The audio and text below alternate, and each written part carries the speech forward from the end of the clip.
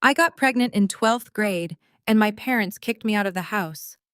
15 years later, they showed up demanding to meet their grandson, but what they saw shocked them. My name is Bethany.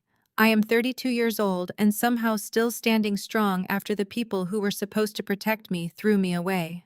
I spent the last 15 years building an empire from nothing, while they thought I was rotting in the gutter.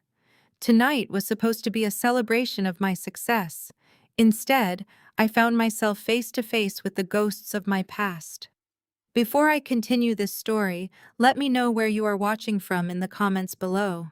Hit like and subscribe if you have ever had to cut toxic people out of your life to find your own worth.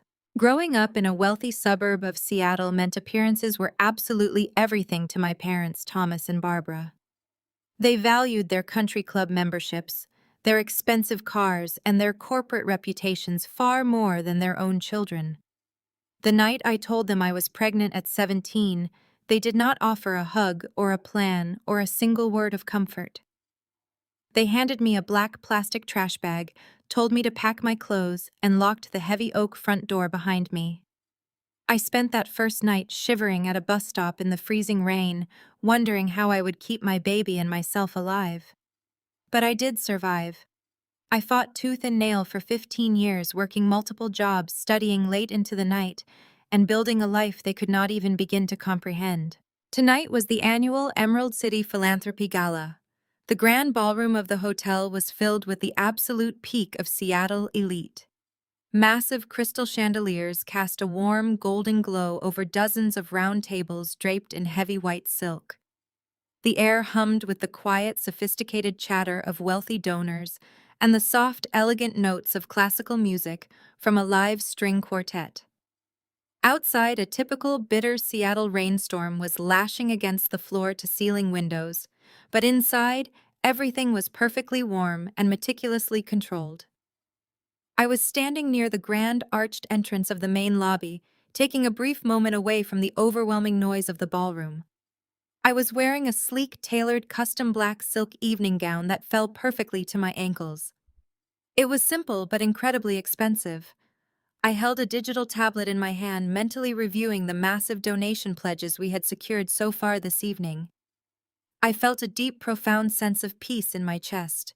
I had made it. My teenage son Leo was safe and thriving. My business was booming. Everything was exactly where it needed to be. Then a heavy, rough hand clamped down hard on my right bicep. The grip was aggressive and startling. It was not a polite tap or a gentle touch to get my attention. It was a physical demand meant to control and intimidate. My heart gave a sudden, violent jolt as a wave of cold adrenaline rushed through my veins. For a split second, my brain transported me right back to that terrifying night 15 years ago when my father had grabbed my arm to aggressively shove me out into the rain. I turned around sharply, fully prepared to signal the highly trained hotel security guards stationed discreetly near the coat check. Instead, I found myself staring directly into the faces of Thomas and Barbara, my parents. The sheer shock hit me like a physical blow, stealing all the breath from my lungs. I had not seen them or heard their voices in a decade and a half. Time had not been entirely kind to them. My father Thomas still wore an expensive-looking suit, but his shoulders were slightly hunched, and his posture lacked the absolute terrifying dominance I remembered from my childhood. The gray in his hair had completely taken over, and deep, exhausted lines of stress were carved heavily around his mouth and eyes. My mother Barbara was draped in a heavy faux fur coat that looked at least a decade out of style. She wore the exact same overpowering floral perfume that used to give me horrible headaches as a child. The cloying smell of it instantly flooded my senses, bringing back a rushing tide of memories of cold, formal family dinners and endless, cruel criticisms. They did not look at me with any hint of regret or sorrow. There was no desperate relief of parents finally finding their long-lost daughter. They looked at me with the exact same cold disdain they had shown me on the day they discarded me like unwanted trash. Barbara let her narrowed eyes travel slowly up and down my body. She took in my simple, elegant black dress and the digital tablet resting in my hand. Her lip curled upward into a familiar, deeply condescending sneer. Still fetching drinks, I see. Her words sliced through the air between us, dripping with superiority and spite. She actually thought I was working the charity event as a waitress or a hostess. She looked at my custom silk gown and saw a basic staff uniform. In her incredibly narrow mind, I was exactly where she expected a pregnant teenage failure to end up trapped forever in the service industry, fetching water for people like her. I did not cry. I did not shrink back or lower my gaze. The scared 17-year-old girl who used to desperately beg for their basic affection was long gone. In her place stood a woman forged by intense hardship and massive success. I looked down at my father's hand, which was still gripping my arm tightly. "Let go of me." My voice was low, steady, and completely devoid of emotion. I did not yell, but the icy, unwavering authority in my tone made Thomas blink in genuine surprise. He hesitated for a fraction of a second before slowly releasing his grip and stepping back. He straightened his jacket collar, trying to quickly regain his familiar sense of superiority. "We are not here to make small talk, Bethany," Thomas said, his voice harsh and demanding. "We do not have all day to stand around waiting in a hotel lobby." Barbara stepped forward, crossing her arms tightly over her chest. "We know about the boy. We know he is here in Seattle." My blood ran completely cold. The sudden, unexpected mention of my son Leo sent a fierce, terrifying protective instinct flaring through every single muscle in my body. For 15 long years, I had kept him entirely hidden from their toxic, destructive world. I had shielded him from their highly conditional love and their incredibly cruel judgments.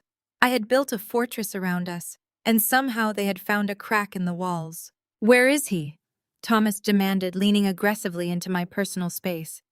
"Bring the boy to us right now." The sheer, unadulterated audacity of his demand was staggering to process. There was no simple greeting. There was no tearful apology for abandoning a vulnerable, pregnant teenager to the dangerous streets. There was no gentle inquiry about how I had survived the winters or how their grandson had grown up over the years. They had simply shown up after a decade and a half, expecting to snap their fingers and have me immediately deliver my child to them like a piece of lost luggage they had finally decided to claim from the front desk. "You must be completely out of your minds," I said, keeping my voice perfectly quiet so the passing gala guests in their tuxedos and ball gowns would not hear the commotion. "You have absolutely no right to be here, and you certainly have zero right to speak about my son. You owe us," Barbara hissed, stepping dangerously close. Her frantic eyes darted around the luxurious lobby, taking in the extreme wealth and status of the people casually walking past. "We are his actual grandparents. You do not get to keep him hidden away from his real family. Go to the kitchen or the staff room or wherever you keep your things and clock out. We are taking the boy today." I stared at them, slowly processing the sheer depth of their bizarre delusion. They honestly believed they still held supreme authority over my life. They genuinely thought they could waltz into my workplace, insult my perceived occupation, and demand immediate access to a child they had thrown away before he even took his first breath. The entitlement was absolutely sickening, but it also fueled a calm, calculating clarity deep inside my mind. I knew exactly who they were, and I knew exactly how much unchecked power I held in this building. I was not going to let them ruin this beautiful night of charity, but I was also not going to let them walk away thinking they still controlled me.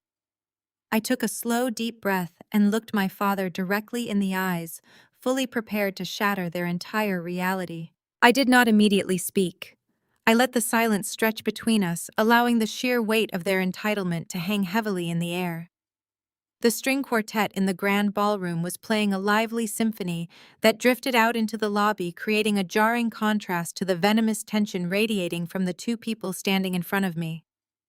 Thomas let out a sharp breath of frustration. He reached out to grab me again, trying to physically pull me toward the service hallway where he assumed I belonged. I did not flinch. I reached up and grabbed his wrist. My grip was tight and absolute. I coldly pulled his hand off my bare arm and let it drop. "Do not ever touch me again," I said. My voice was dangerously quiet. Thomas stepped back, his face flushing a deep, angry red. He was not used to being challenged. He was a man who barked orders and expected the world to immediately fall into line. Barbara scoffed and adjusted her heavy coat, looking around the lobby as if my presence was a stain on the beautiful hotel decor. "Stop being difficult, Bethany," Barbara said. Her tone was sharp and impatient, the exact same voice she used to use when I failed to clean my room to her impossible standards. "We did not fly all the way out here to argue with you. We came for the boy. We know he is 15 now. We know you kept him. Bring him out here." The boy. She did not even use his name. She did not ask how he was doing, or what kind of young man he had become. She did not ask if he was healthy or happy or doing well in school. She spoke about my son as if he were an item on a grocery list, an object they had accidentally left behind and now decided they needed to retrieve. It was a staggering display of arrogance. "You mean Leo," I said. "My son has a name." Thomas waved his hand dismissively, brushing my words aside as if they meant absolutely nothing. "Whatever you call him, he is our grandson. He is a part of our family. We have a right to see him. In fact, we have plans for him. Go to the back room and clock out from your shift. We will wait here. But do not take too long. We have a dinner reservation at 8 and we intend to bring him with us." I stared at the man who shared my DNA, trying to comprehend the absolute madness of his statement. They had plans for him. They had a dinner reservation. They honestly believed they could simply collect a 15-year-old human being like a forgotten coat and drag him along to a fancy restaurant. The sheer audacity was almost difficult to process. "You threw me out into a freezing rainstorm when I was 17 years old," I said, keeping my voice perfectly level, refusing to give them the emotional reaction they were clearly seeking. "You handed me a garbage bag and told me I was dead to you. You told me my child was a bastard and a mistake that would ruin your perfect country club reputation. You have not sent a single birthday card. You have not made a single phone call. You have not spent one single second of your lives wondering if we were starving or freezing or dead." Barbara rolled her eyes and let out a dramatic sigh. "Oh, please, Bethany.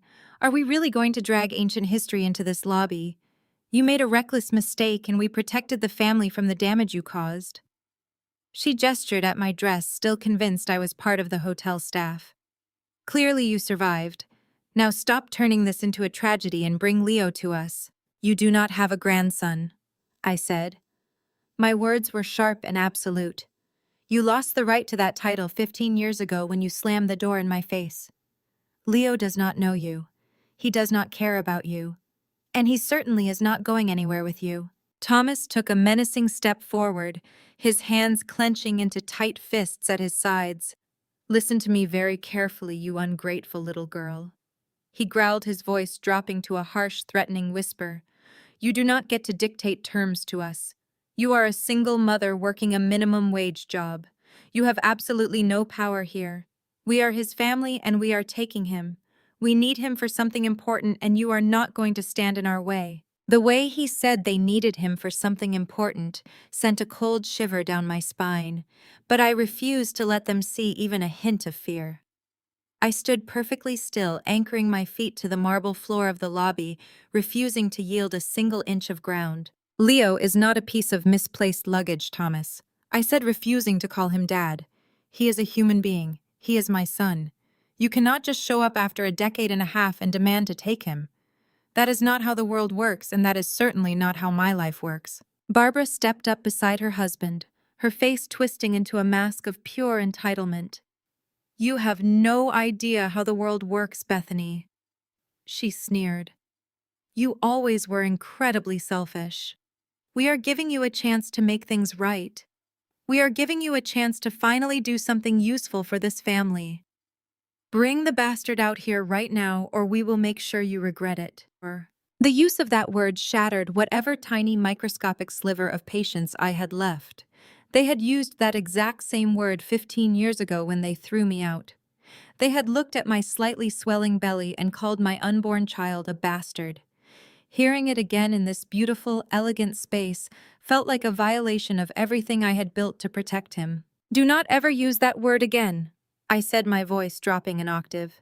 My tone was so cold and so utterly devoid of warmth that Barbara actually took a small step backward, her false confidence wavering for just a second. Thomas, however, was completely enraged by my defiance. He was a man who built his entire identity on bullying people into submission. He lived his life believing that wealth and aggression could solve any problem. He pointed a thick, angry finger directly at my face. "You are going to go back into whatever service corridor you crawled out of, and you are going to bring that boy to me," he demanded, his voice rising slightly, drawing the attention of a wealthy couple passing by in evening wear. "You owe us for the 17 years we spent putting a roof over your head and food in your mouth. You owe us for the embarrassment you caused. We came here to collect what belongs to us." I looked at his angry red face and his pointing finger. I looked at Barbara in her outdated fur coat, tapping her foot with impatient entitlement. They really thought they owned me. They really thought they owned Leo. They had completely convinced themselves that biology gave them unlimited rights to use people and discard them whenever they pleased. I gave them one final chance to leave quietly. Thomas only laughed loud enough for several guests near the staircase to turn and stare. In his mind, I was still the frightened teenager he had thrown into the rain, and my calm warning sounded to him like weakness. His face twisted with contempt as he scanned the lobby for someone he believed had authority over me. Then he spotted a young waiter carrying champagne and snapped his fingers sharply in the air. "Get your manager out here right this second." Thomas barked at the poor waiter. His voice was booming, carrying easily across the polished marble floors. "I want the general manager in front of me immediately. We have an insubordinate employee who needs to be terminated and thrown out on the street. Tell them Thomas sent you." The young waiter looked terrified, glancing nervously in my direction. He recognized me immediately, of course. Every single employee in this building knew exactly who I was. The waiter opened his mouth to speak, his eyes wide with panic, but I gave him a very subtle, almost imperceptible shake of my head.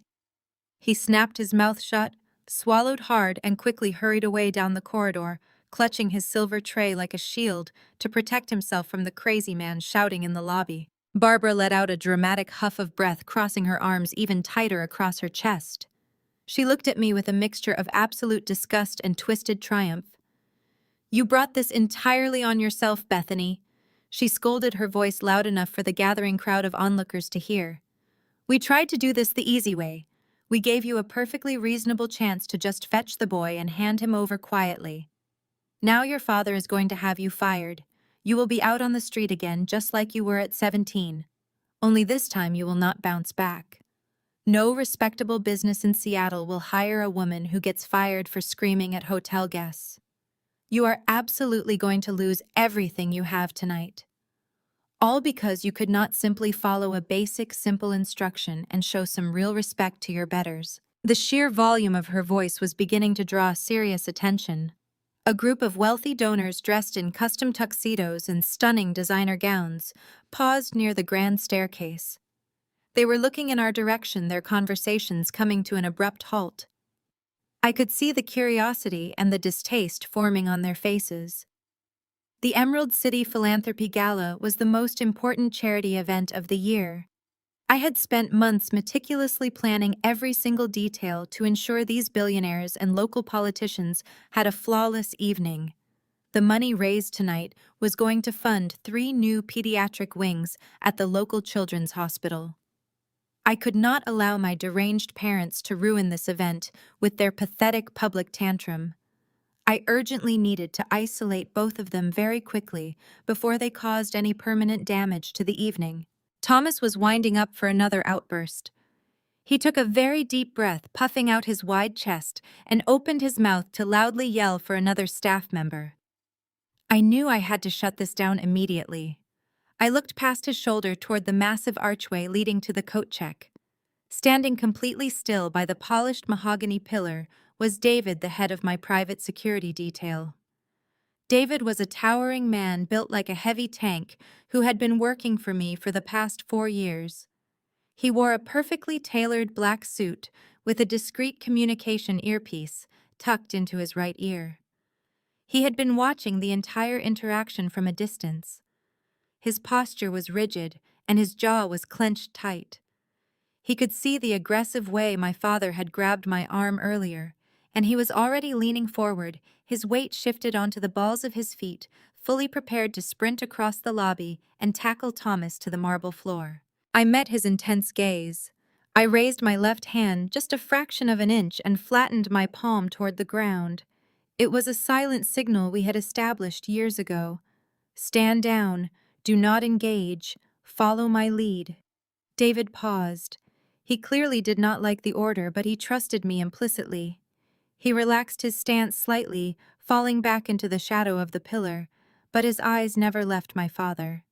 I knew David would be tracking our every single move from this moment forward, ready to intervene the second I gave him the green light. For right now, I really needed to handle this entire situation delicately. I needed to move them away from my donors without tipping my hand prematurely. I turned my attention back to the two angry people standing in front of me. Thomas was still glaring at the hallway where the waiter had disappeared, his face red and sweating slightly from his own self-righteous fury. Barbara was adjusting her faux fur coat, trying to look regal and composed while making a terrible scene. "You want to speak to the hotel management," I said. My voice was perfectly calm, wrapping around their chaos like a heavy, wet blanket. I kept my tone respectful, submissive, even playing directly into the pathetic fantasy they had constructed in their minds. "You want to get me fired and take my son? Fine. But you are making a massive scene in the middle of a private charity event. The hotel security is going to throw you out into the rain before the manager even gets down here if you keep screaming like lunatics in the main lobby. If you want to have a serious conversation about my employment and my child, we are going to do it behind closed doors away from the guests. There is a private VIP conference room down the executive hallway. We can go there and wait for the manager. You can lay out all your demands in private without getting kicked out." Thomas stopped glaring at the hallway and looked at me. His eyes narrowed suspiciously. He seemed to be weighing my words, trying to decide if I was tricking him. But his massive ego won the battle. He genuinely believed he had terrified me into submission. He thought my calm demeanor was actually the quiet, desperate resignation of a woman who knew she was completely defeated. He looked at Barbara, who gave him a smug, satisfied nod. "Very well," Thomas said, smoothing the lapels of his suit jacket. "Lead the way. But do not think for one single second that moving to a back room is going to save your job, Bethany. You are finished here." I turned around without saying another word. I began walking across the vast expanse of the marble lobby, heading toward the private executive wing of the hotel. I could easily hear their heavy, loud footsteps trailing right behind me. The sharp, confident click of Barbara's heels echoed sharply against the stone floor. They walked with their heads held high, exuding a false sense of absolute victory. We reached the heavy, soundproof double doors and stepped inside. The heavy, soundproof doors clicked shut behind us, instantly cutting off the lively music and the low hum of the charity gala out in the lobby. The sudden absolute silence in the VIP conference room was deafening. The space was designed for high-level corporate negotiations, featuring a massive polished oak table, leather executive chairs, and panoramic windows that looked out over the rainy Seattle skyline. Barbara immediately walked over to the head of the table and dropped her faux fur coat over the back of the most expensive-looking chair. She sat down, crossing her legs and examining her manicure as if she were a queen inspecting her court. Thomas did not sit. He began pacing the length of the long oak table, running his hands along the polished wood surface like he was appraising its value. I remained standing near the doors, keeping my posture completely relaxed and my hands loosely clasped in front of me. I watched them make themselves comfortable in a room that belonged to me. They looked so small to me now. The terrifying giants of my childhood were just two bitter, aging people dripping with arrogance. "Well, this is slightly better than standing in that drafty hallway," Thomas muttered, adjusting his silk tie. "You always were stubborn, Bethany, but I am glad you finally saw reason. You are saving us a massive headache by skipping the hotel management theatrics. Now we can handle this family business quietly." Family business. The phrase sounded entirely foreign coming from his mouth. He stopped pacing and turned to face me, leaning his weight against the heavy table. He looked at me with a clinical, detached gaze. It was the same look he used to give a bad financial report before tearing it up and throwing it in the trash. I waited for him to speak. I wanted to hear exactly why they had bothered to hunt me down after a decade and a half of silence. "We did not fly across the country because we missed you," Barbara chimed in from her chair, not even bothering to look up from her nails. "Let us be perfectly clear about that right from the start. We have no interest in playing happy families or listening to any of your dramatic sob stories about how hard your life has been. We hired an expensive private investigator last month to track you down because an unfortunate situation has arisen back home, a situation that requires immediate resolution." My mind raced, but I kept my face blank. A situation back home. I knew exactly what that meant. It meant their curated world had a crack in it, and they needed something from me to fix it. "It is about your sister," Thomas said, his voice dropping an octave, taking on a tone of serious concern that he had never once used for me. "Stephanie is going through a devastating tragedy right now. It has been a nightmare for our family. She has a beautiful son, your nephew. He is 6 years old, and he is sick. The child." Even now, 15 years later, the universe still revolved entirely around Stephanie. While I was fighting to survive on the streets, keeping my baby warm in cheap blankets, Stephanie had been living a life of luxury. She had the perfect wedding, the perfect house, and the perfect child. And now that her life had hit a bump, they expected me to jump to attention. "He was diagnosed with a blood disorder a few months ago," Barbara said, her voice cracking slightly, with what sounded like genuine emotion. "The doctors say his bone marrow is failing. He needs a transplant to survive. We have thrown every dollar we have at the best specialists in the country. We have flown him to top-tier clinics and paid for experimental treatments, but nothing is working. The only thing that can save him now is a genetic match for a bone marrow transplant." I stood there listening to the desperation bleeding into their voices. They were terrified. They were facing a medical crisis that their bank accounts and country club connections could not cure. Disease did not care about their zip code or their social standing. But the sheer absurdity of them bringing this problem to me was staggering. "You tested the family registry," I stated, keeping my voice flat and devoid of the sympathy they were desperately trying to extract from me. "Of course we did," Thomas snapped, slamming his palm against the table. "We tested myself, Barbara, Stephanie, her husband, and every extended cousin we could bribe or guilt into taking a cheek swab.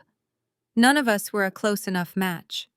The doctors put him on the National Donor Registry, but the wait list is long, and we do not have that kind of time. My grandson is running out of options, Bethany. We exhausted every medical avenue before we realized we had one last untapped genetic resource sitting out here on the West Coast." The realization hit me like a freight train. The cold, calculating reality of their visit suddenly snapped into clear focus. They had not come to find me. They had not come because they felt guilty, or because they wanted to make amends before losing a family member. They had not come to see if I was a match because they already knew I was only a half-sibling or a distant genetic possibility compared to a direct descendant. They did not want me at all. "You came for Leo," I said. The words tasted like ash in my mouth. Barbara finally looked up from her hands, fixing me with a sharp glare. "Yes, we came for the boy. He shares our bloodline. The doctors said a nephew could potentially be a strong donor candidate. The genetic markers might align since he shares a direct link to Stephanie. We need him to come back to the clinic with us immediately so they can run the compatibility panels. When he is a match, they will schedule the harvest procedure for the end of the week." The harvest procedure. She used the term so casually as if she were talking about picking apples from an orchard. She was talking about my son. She was talking about putting a healthy 15-year-old boy into a hospital bed, putting him under general anesthesia, and driving long needles into his hip bones to extract his marrow. She was demanding that I hand over my child to undergo a highly invasive and painful medical procedure for a woman who had spent her childhood making my life a living hell. "You want to use my son for spare parts," I said, letting the revulsion I felt bleed into my voice. You tracked us down after 15 years of treating him like he was a stain on your reputation, just so you could harvest his bone marrow to save your child's baby. Do not use that tone with me, Barbara scolded, standing up from the leather chair and pointing a finger directly in my direction. You make it sound just like some terrible violent crime. It is a simple medical procedure, Bethany. He will be sore for a few days, and then he will be perfectly fine. It is the absolute bare minimum least he can do for the family that gave his mother life. He owes his cousin this one simple chance at survival today, I assure you. I stared directly at my mother, letting the sheer lunacy of her words wash over the polished oak table that separated us. The silence stretched out thick and suffocating, while I silently processed the staggering reality of her statement. My son, a boy who had never once received a single birthday card from these people, supposedly owed them a piece of his own body. I looked at Barbara, examining the absolute certainty etched into her aging face.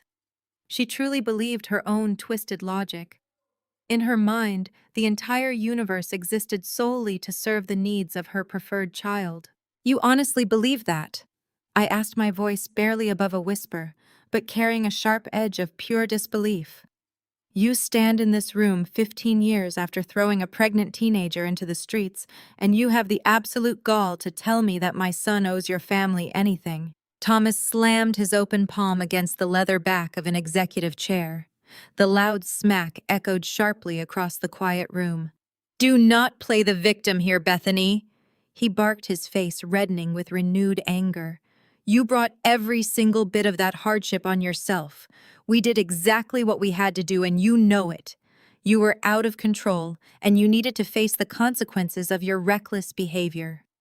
We were simply protecting our family. Protecting the family. I repeated the words, tasting bitter on my tongue.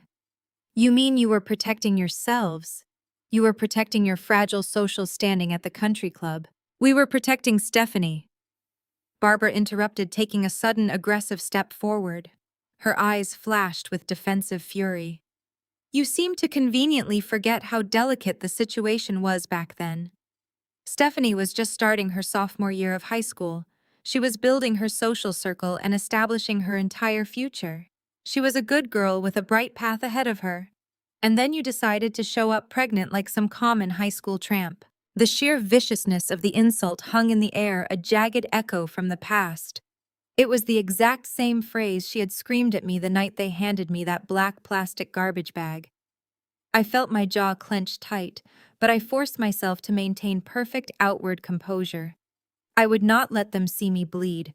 Not ever again. Do you have any idea what your reckless mistake would have done to your sister's reputation? Barbara demanded, leaning heavily against the edge of the table.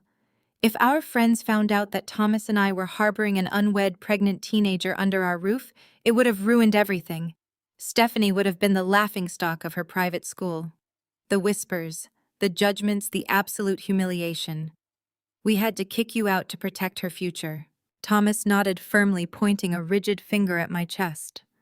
And it was not just Stephanie's reputation on the line. He added, his voice thick with lingering resentment.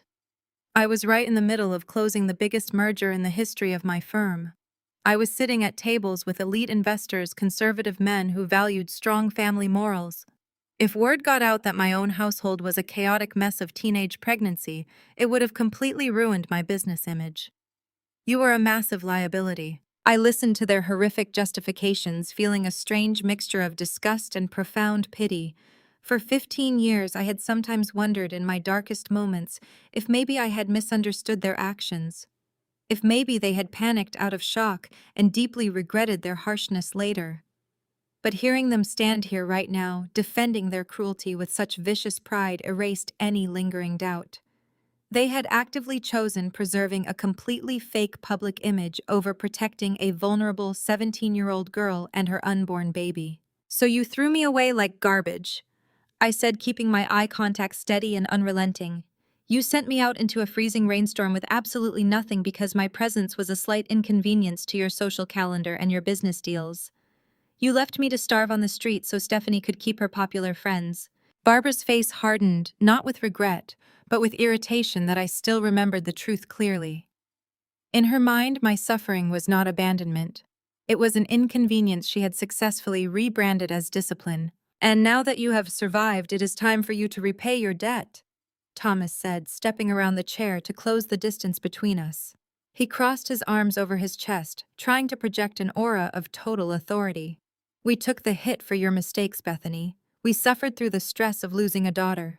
We sacrificed our peace of mind for years. And now Stephanie is the one facing a nightmare. You owe this entire family, Barbara echoed, stepping up right beside her husband, forming a united, impenetrable front. You caused so much unnecessary stress and heartache back then, Bethany.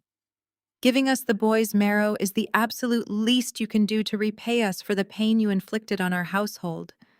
It balances the scales. You give Stephanie this one simple thing and we can finally call it even. We can put all of this ugly history behind us. I stared directly at the two strangers standing before me. They were completely disconnected from reality. They had built an imaginary ledger in their minds where my suffering was a gift and my mere existence was a debt I had to physically repay with my child's body. They believed my son was a commodity, a biological asset they could claim to fix their favorite daughter's problems. The sheer toxicity of their worldview completely solidified my resolve. There was no tiny broken piece of my heart hoping for a sudden reconciliation. There was only a cold, fierce determination to protect my son from their absolute madness. You truly are delusional, I said, my voice dropping to a low, steady cadence that reverberated off the thick glass windows of the conference room. You stand here and demand a piece of a child you threw into the street before he was even born. You talk about balancing scales and repaying debts as if my son is currency.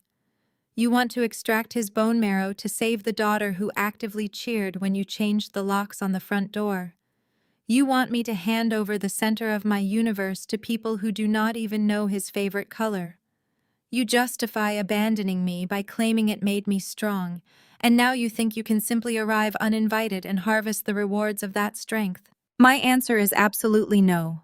I said the word with absolute finality, letting it drop onto the table like a stone. You are not touching my son. You are not taking his bone marrow. You are not taking his blood. You are not even going to look at him. He is a human being, not a medical supply locker for you to raid whenever your Stephanie runs into a problem her money cannot fix. Barbara let out a sharp gasp, her hand flying up to touch the base of her throat. You would actually let your very own nephew suffer. You would condemn a sick little boy just to spite us. I am protecting my child. I countered, my voice unwavering. It is a concept you clearly do not understand. I do not wish any harm on your grandson, but his medical crisis is not Leo's burden to bear. You made it abundantly clear that we were not part of your family 15 years ago. You do not get to change the rules on me now just because biology is suddenly convenient for you. The silence that followed was heavy and dangerous. I could see the realization settling into their eyes. They had walked into this hotel fully expecting to bully a struggling woman into submission. They thought they could wave a little bit of authority around, and I would immediately crumble, folding back into the obedient, terrified daughter they remembered. Instead, they had hit a solid brick wall. Thomas stared at me, his face slowly contorting into a mask of pure rage. The veins in his neck bulged against the stiff collar of his dress shirt. He leaned right back, lifting both of his hands into the air for a brief second, before bringing them crashing down onto the polished oak table. The loud and violent slam echoed off the glass windows, rattling the heavy wooden chairs. You do not say no to me, he roared, his voice bouncing off the soundproof walls. You do not ever say no to me. You think you can just stand there in your little hotel uniform and deny us what we need. You think you have any say in this matter at all. He pushed himself off the table and began pacing again, his footsteps thudding against the carpet. He was working himself into a frenzy, shedding the last shreds of his country club civility. The calm businessman was gone, replaced by a vicious bully who realized he was losing control of the situation. I am trying to do this the nice way, Bethany, Thomas growled, stopping at the end of the table and pointing a stiff finger directly at my face. I am giving you the opportunity to handle this quietly like a respectable adult. But if you want to be difficult, I will make your life a living nightmare. I will take that boy from you, and I will not lose a single second of sleep over it. I raised a single eyebrow, refusing to take a step back or show any intimidation. And exactly how do you plan to do that? I asked, keeping my tone mild and curious. Thomas let out a harsh, cruel laugh. He looked at Barbara, sharing a sickeningly triumphant smile, before turning his aggressive gaze back to me. Child Protective Services, he said softly, drawing out the words like they were a lethal weapon. I will call them right now. I will have a team of social workers at your dingy little apartment before the sun comes up tomorrow. I will tell them exactly what kind of environment you are raising my grandson in. I will tell them you are unstable, uncooperative, and completely unfit to raise a growing teenager. He stepped closer, his eyes gleaming with malicious intent. Let us look at the reality of your situation, Bethany. You are a single mother. You work incredibly long hours catering to rich people. You probably drag home a measly hotel worker's salary that barely covers the rent on whatever miserable shoebox you live in. You think a family court judge is going to look at your pathetic life and decide you are a fit mother. He paused, letting his cruel assumptions sink in, completely convinced he had cornered me. I stood perfectly still, keeping my face completely blank. Inside my mind, a cold, calculating energy was taking over. He was digging a massive hole for himself, building his entire threat on a foundation of absolute ignorance. I wanted him to keep talking. I wanted to hear exactly how far he was willing to really go. I am a respected member of the Seattle business community. Thomas continued, his chest puffing up with arrogance. I have millions of dollars at my disposal. I have a team of the most ruthless corporate lawyers on retainer. I play golf with judges and politicians. When I walk into a courtroom, I command respect. When you walk into a courtroom, you are just another struggling service worker who cannot provide a proper future for her child. Barbara nodded eagerly. Your father is right, Bethany. You have absolutely no chance against us. We will tell the court that you are denying your son the opportunity to connect with his loving family. We will tell them you are maliciously isolating him from a life of privilege simply out of petty revenge. No judge in the world will let you keep him when we can offer him private schools, trust funds, and a totally secure future. They genuinely believed their own twisted narrative. They thought their bank accounts gave them the authority to rip a child away from his mother. They did not care about Leo. They did not want to raise a teenager or provide him with a loving home. They just wanted to gain legal custody, to force him onto an operating table and extract what they needed for Stephanie. Once they had the bone marrow, they would probably ship him off to some remote boarding school and forget he existed. You would file a grossly fraudulent report with Child Protective Services just to steal a minor for a medical procedure. I said, stating the facts clearly, allowing their grotesque plan to hang naked in the room. I will do whatever it takes. Thomas snapped his face, leaning very close to mine. I will drag your name through the mud. I will hire investigators to follow you around 24 hours a day and photograph every single mistake you make. I will call your hotel manager and invent fabricated complaints about your behavior until you are fired and left penniless on the street. I will destroy your ability to feed your son, and then I will swoop in as the concerned grandfather to save him from your incompetence. The sheer level of malice in his voice was chilling. He was perfectly comfortable outlining a plot to ruin his own daughter's life. There was no hesitation, no flicker of moral conflict. He viewed me purely as an obstacle that needed to be crushed. You think you are so strong, refusing to help your family? Thomas taunted, his voice dripping with condescension.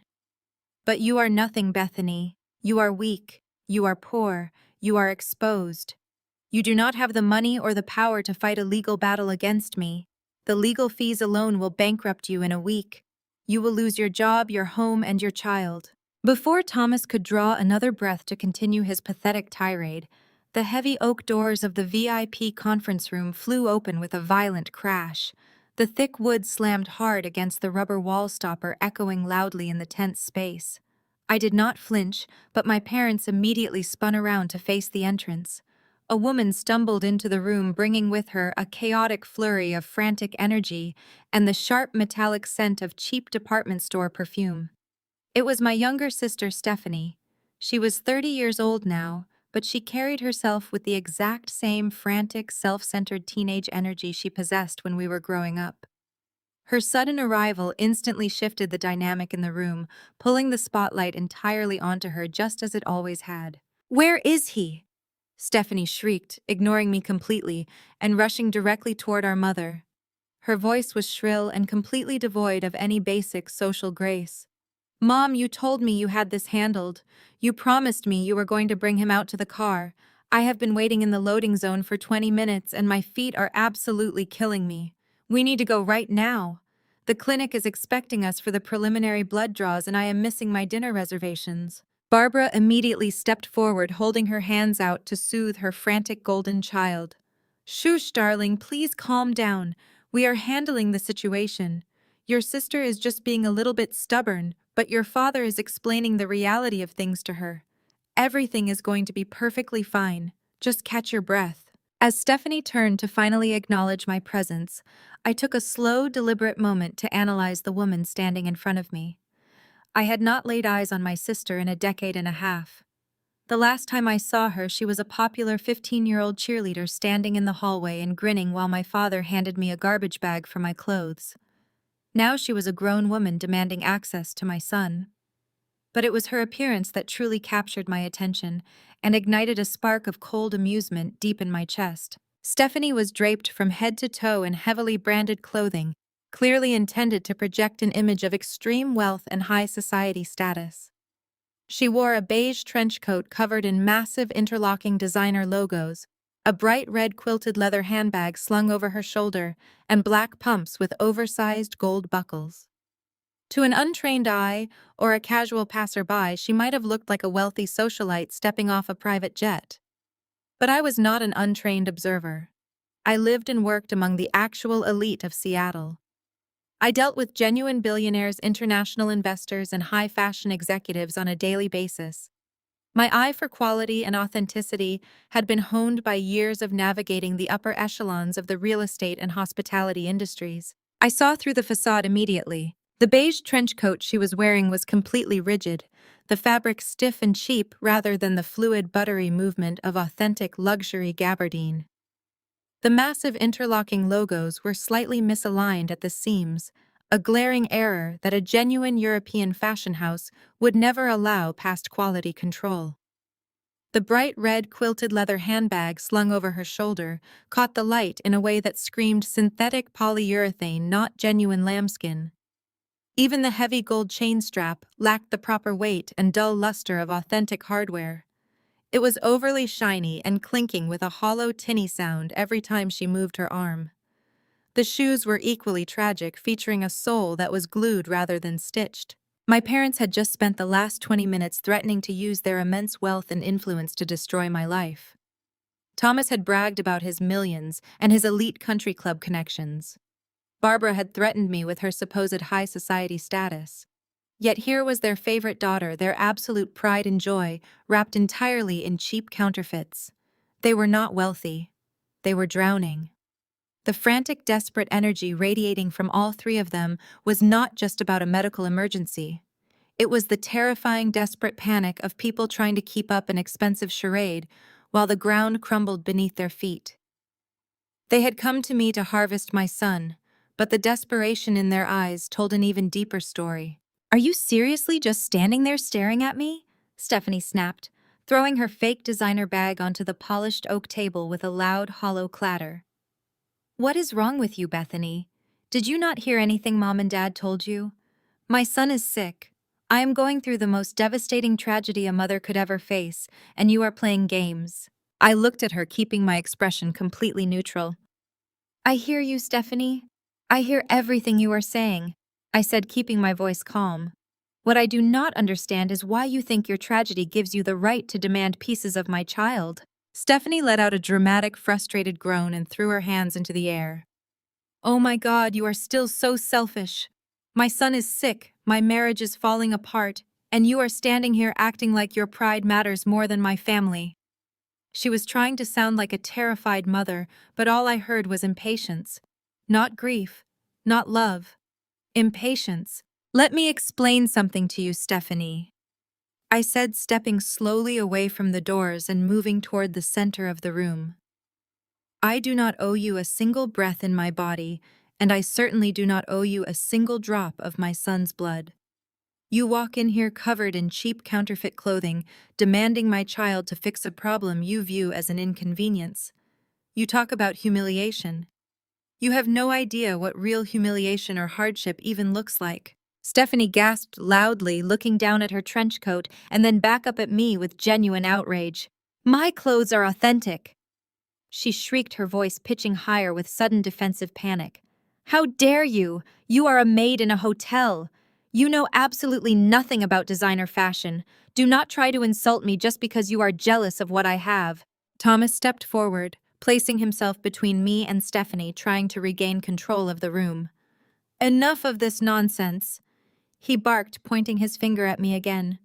We are not discussing clothes. We are discussing my grandson. You have 10 seconds to tell me exactly where you are hiding him, Bethany. 10 seconds before I make the phone call that ends your entire pathetic career and takes him away from you permanently. I looked at my father, watching the vein pulsing in his neck. I looked at my mother, clutching her outdated fur. I looked at my sister, furiously adjusting the strap of her cheap plastic handbag. They were an absolute mess of lies, desperation, and fake superiority. They had walked into my hotel, my gala, my world, fully expecting to crush me. They had no idea that the ground they were standing on belonged to me. I think, I said softly, your 10 seconds are up. I reached over and casually pressed a small, discreet button on the side of my smartwatch. The silent signal was sent.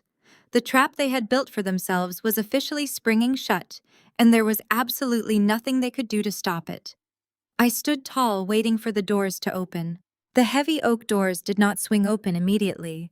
The signal I sent to David was a specific code indicating I needed a designated party brought to the room, but it would take a few moments for them to safely navigate through the crowded gala outside.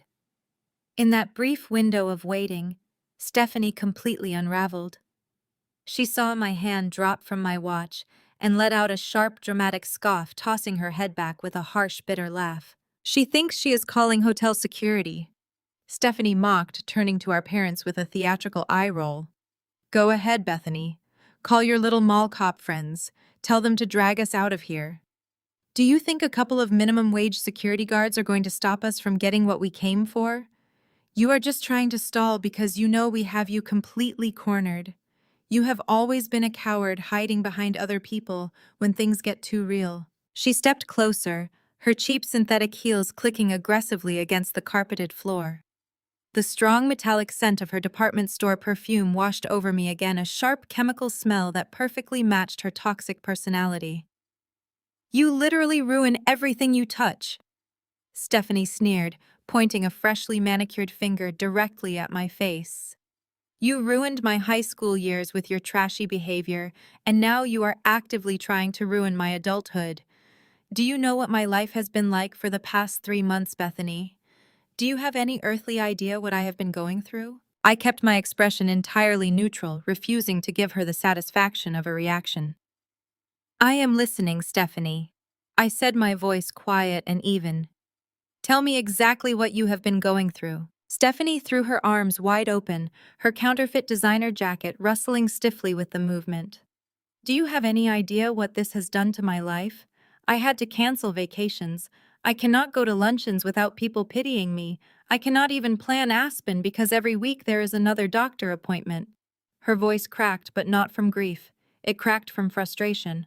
I stared at her, searching for even a trace of real maternal terror. There was none. Her son's illness was not a wound in her heart. It was an interruption to her schedule. My son needs this marrow, Stephanie snapped. Your kid can provide it. He will be sore for a weekend and then he will be fine. It is not a big deal for him, but it is life or death for my social calendar, for my family. The room went completely still. She caught herself too late. The truth had already slipped out. You truly disgust me, I said, the words cutting through the air like a blade. You are a hollow, pathetic woman wearing fake designer clothes to mask the fact that you have absolutely nothing of value inside you. You want to talk about debts. You want to talk about what I owe this family? I owe you nothing but my absolute contempt. How dare you speak to your sister that way?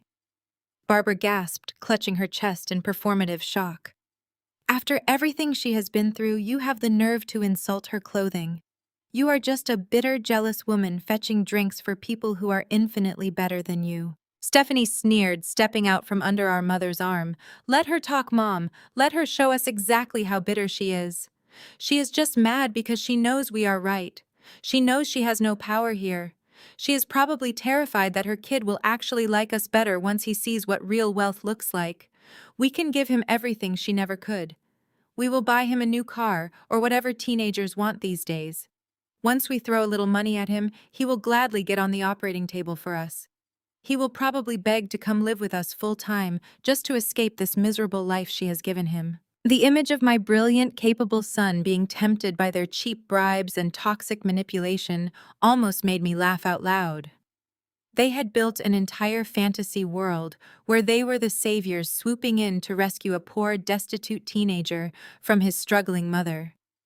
They were completely unprepared for the reality that was about to walk through those doors. I stood tall, my posture relaxed but completely unyielding. I watched the handle on the heavy oak door begin to slowly turn.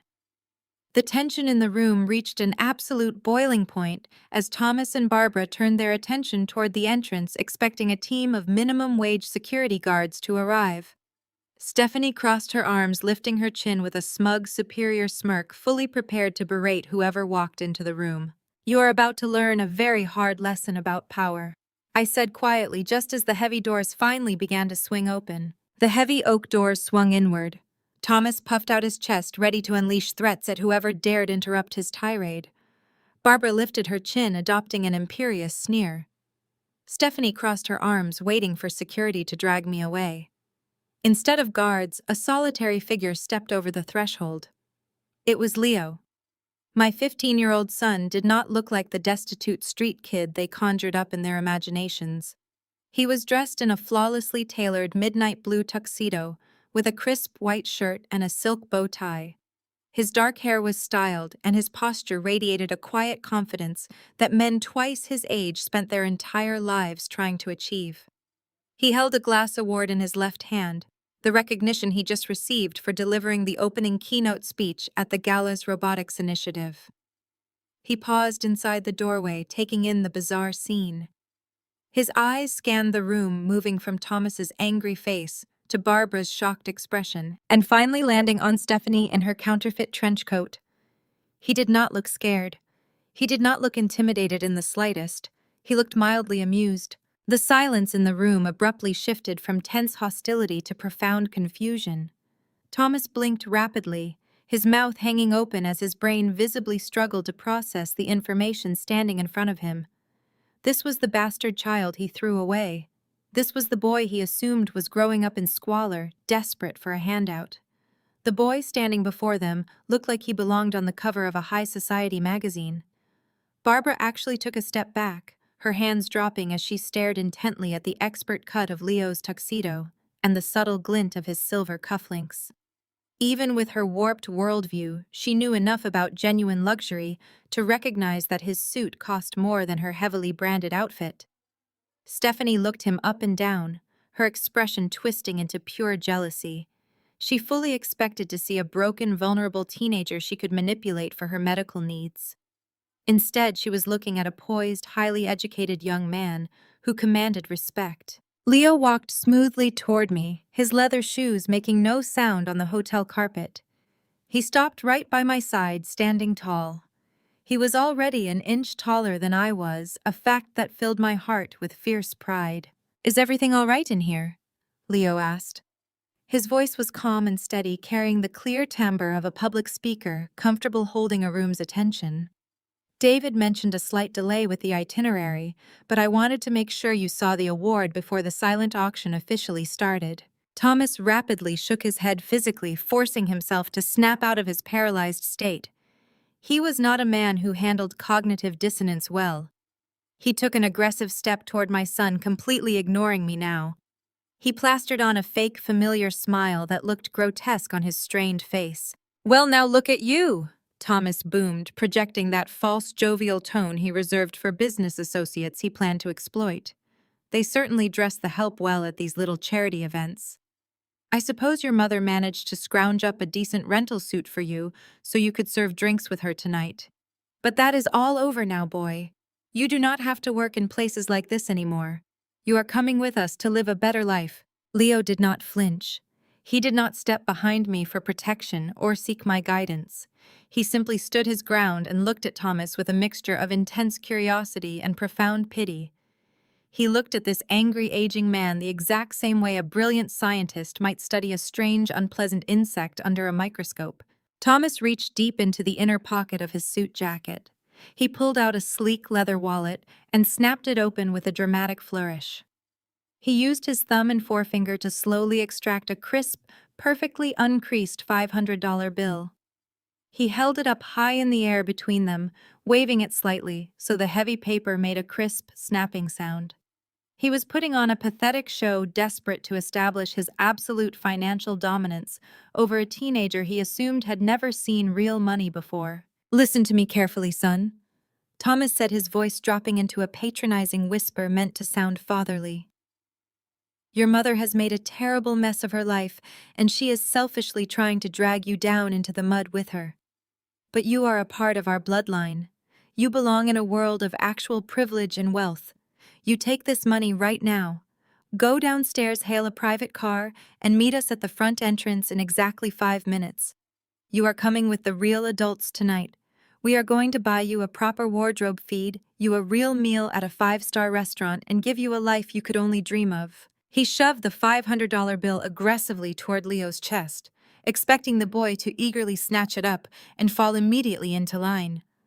He genuinely believed that a few $100s would instantly erase 15 years of complete abandonment and neglect. He thought my brilliant son could be bought like a cheap roadside trinket. Leo looked down at the money hovering mere inches from his tuxedo jacket. He did not raise his hand to take it.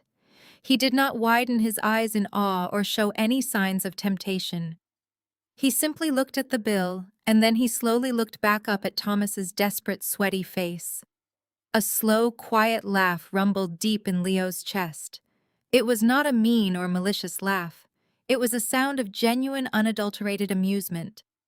The sound echoed pleasantly in the silent conference room, completely shattering the tense, aggressive atmosphere Thomas had tried so hard to build. Leo turned his head and looked directly at me. His eyes sparkled with a shared secret knowledge.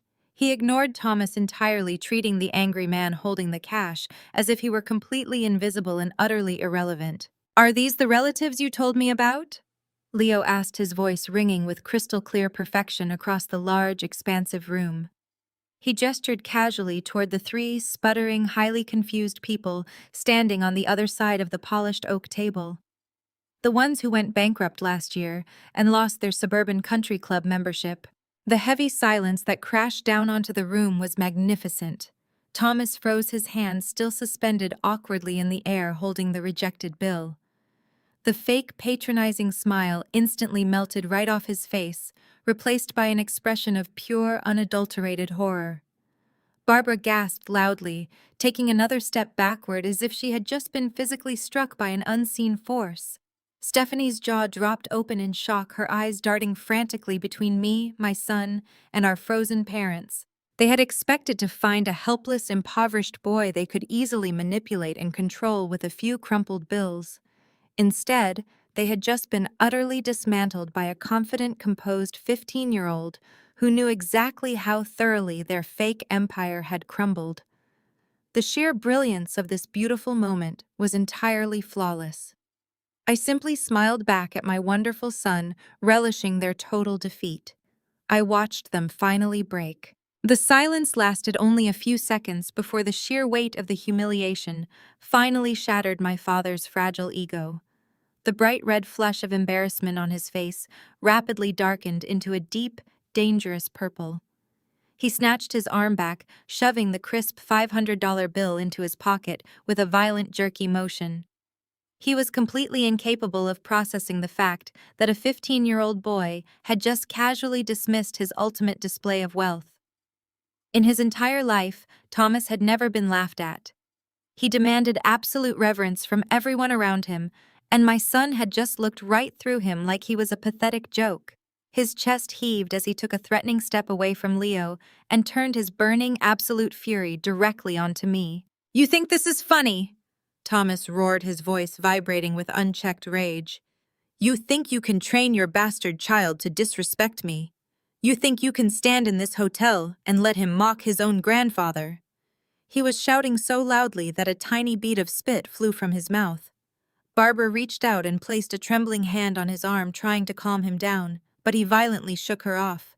He was completely out of control now, operating entirely on pure wounded pride. Stephanie just stood there, her mouth still hanging slightly open, looking back and forth between Leo and our father, completely unable to comprehend the absolute shift in the power dynamic that was happening right in front of her eyes. "I am going to end you right now, Bethany," Thomas sneered, taking another heavy step toward me. "I am going to make sure you are carrying your belongings out of this building in a cardboard box before the hour is up. You want to let your kid mouth off to me? Fine. Let us see how funny he thinks it is when you cannot afford to feed him tomorrow morning." Thomas spun around and pointed a trembling finger toward the heavy oak doors. "I want the general manager of this hotel in this room immediately," he shouted, treating the empty air like his personal assistant. "I know the people who own this hospitality group. I play golf with the corporate board members. I am going to have you publicly terminated and thrown out into the rain." I did not back away from his pointing finger. I did not raise my voice to match his frantic screaming. I simply looked at him and let a slow, icy smile spread across my face. It was the kind of smile that did not reach my eyes. It was a look of pure, calculated anticipation. My father was practically vibrating with the absolute certainty that he held my entire future in the palm of his hand. He genuinely believed that his country club connections and his loud voice were the ultimate weapons in this room. He was so completely blinded by his own arrogance that he could not see the massive shadow of the trap looming right over his head. "You want to speak to the general manager?" I asked, keeping my voice perfectly level and deceptively soft. I raised my left arm slightly, exposing the sleek face of my smartwatch. I slowly extended my right index finger and firmly pressed a specific programmed button on the digital screen. "I will save you the trouble of yelling in the hallway, Thomas. The general manager is already on his way. In fact, I think he has been waiting right outside for a few minutes now." Thomas let out a harsh bark of laughter, believing I was bluffing to save face. He crossed his arms over his chest, puffing himself up to look as intimidating as possible. "Good," he mocked, nodding his head aggressively. "I cannot wait to watch you try to explain why you abandoned your post to hide in a private conference room.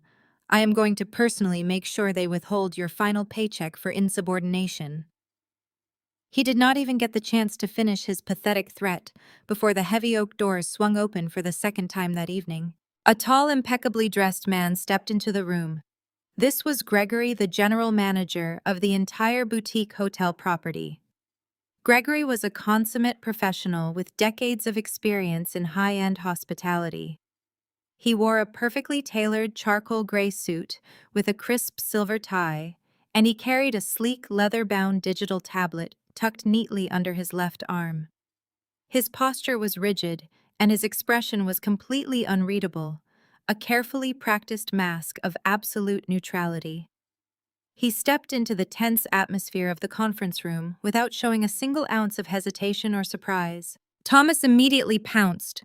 He saw the sharp suit and the authoritative posture and instantly recognized a fellow executive. "Ah, finally someone in charge." Thomas barked, stepping directly into Gregory's path and throwing his shoulders back. "Listen to me very carefully. My name is Thomas, and I am a highly influential businessman in this city. This woman right here has been incredibly rude and entirely insubordinate.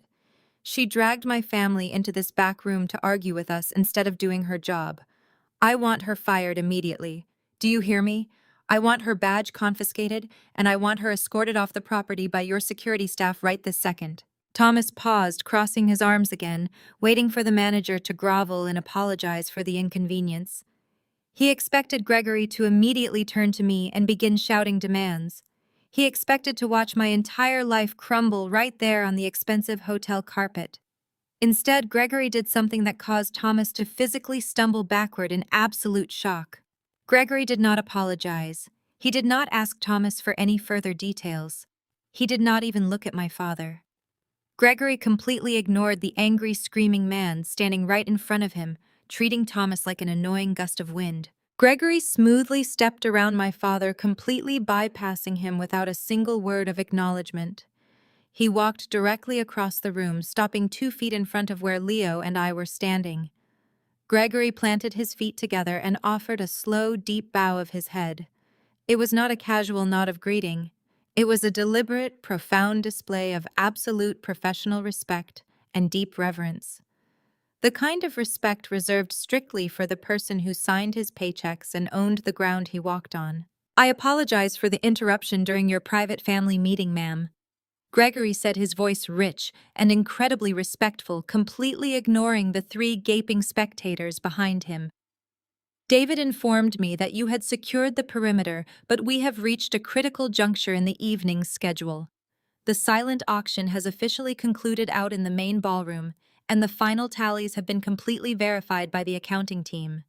We are ready to move forward with the primary philanthropic transfer whenever you are ready." Gregory extended his arms and carefully handed the sleek leather-bound tablet directly to me. I took it with a smooth, practiced motion, looking down at the glowing screen. "The accounting department needs your personal biometric authorization to release the funds from your private trust." Gregory continued, his tone maintaining that perfect, unwavering professionalism. "The total charitable donation for the new pediatric hospital wings comes to exactly $1,200,000. The board of directors is waiting for your final signature to announce the gift to the gala attendees." I nodded slowly, tapping the screen a few times before resting my thumb on the biometric scanner at the bottom of the tablet. The screen flashed a bright, validating green, indicating the massive transfer of wealth had been instantly approved and processed. "Excellent work, Gregory," I said, handing the tablet back to him. "Please tell the board I will be out in a few moments to make the formal announcement. And please inform the kitchen staff that they can begin serving the final dessert courses. Everything is running perfectly on schedule." "I will take care of it immediately, Mom," Gregory replied, bowing his head one more time. He turned around on his heel and walked briskly back toward the heavy oak doors, completely ignoring my parents and my sister on his way out. The doors clicked shut behind him, sealing the 5 of us back into the profound, suffocating silence of the VIP conference room. I slowly lifted my gaze from the spot where Gregory had been standing and looked directly at the 3 people across the table. Thomas was frozen. His arms had dropped limply to his sides, and his face had drained of all its angry red color, leaving him looking sickly and pale. Barbara was gripping the edge of the heavy oak table so tightly that her knuckles were completely white, her eyes wide with unadulterated terror.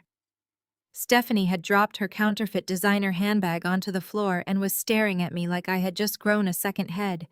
They had heard the numbers, $1,200,000. They had heard the title, Private Trust. They had witnessed the absolute deference of the hotel general manager. The protective bubble of their delusional superiority had just been violently shattered into a million tiny, unrecoverable pieces. The immense, staggering weight of my actual reality was finally crashing down onto their shoulders. Thomas was the first one to finally break the suffocating silence that had descended upon the room. He opened his mouth, but no sound came out at first. He swallowed hard, his Adam's apple bobbing nervously against the stiff collar of his dress shirt. He took a hesitant step forward, raising his hands in a placating gesture as his brain desperately scrambled to maintain his crumbling worldview. "There has been some kind of massive administrative mistake." He stammered, his voice completely devoid of its previous booming authority. "That man, the manager, he must have confused you with someone else. A corporate executive, perhaps, or a board member who looks similar to you. There is absolutely no way he was talking to you about $1 million trust fund. You are wearing a staff uniform, Bethany. You are a hotel worker." I looked down at my custom silk evening gown and let out a soft, genuine laugh that echoed brightly off the heavy glass windows. I slowly walked away from the heavy oak doors and moved directly toward the head of the long polished table. I did not ask for permission to take the seat of power in this room. I simply claimed it as my absolute right. I placed my hands flat on the cool wood surface and leaned forward slightly, looking directly into my father's terrified, confused eyes. "I am not wearing a uniform, Thomas," I said, speaking with the slow, deliberate cadence one might use to explain a very simple concept to a confused toddler. "I am wearing a custom designer gown that costs significantly more than the vehicle you drove here in tonight." Thomas opened his mouth to argue, to protest the impossibility of my statement, but I cut him off immediately. I raised a single finger demanding his absolute silence, and he instinctively closed his mouth. "I do not work at this hotel."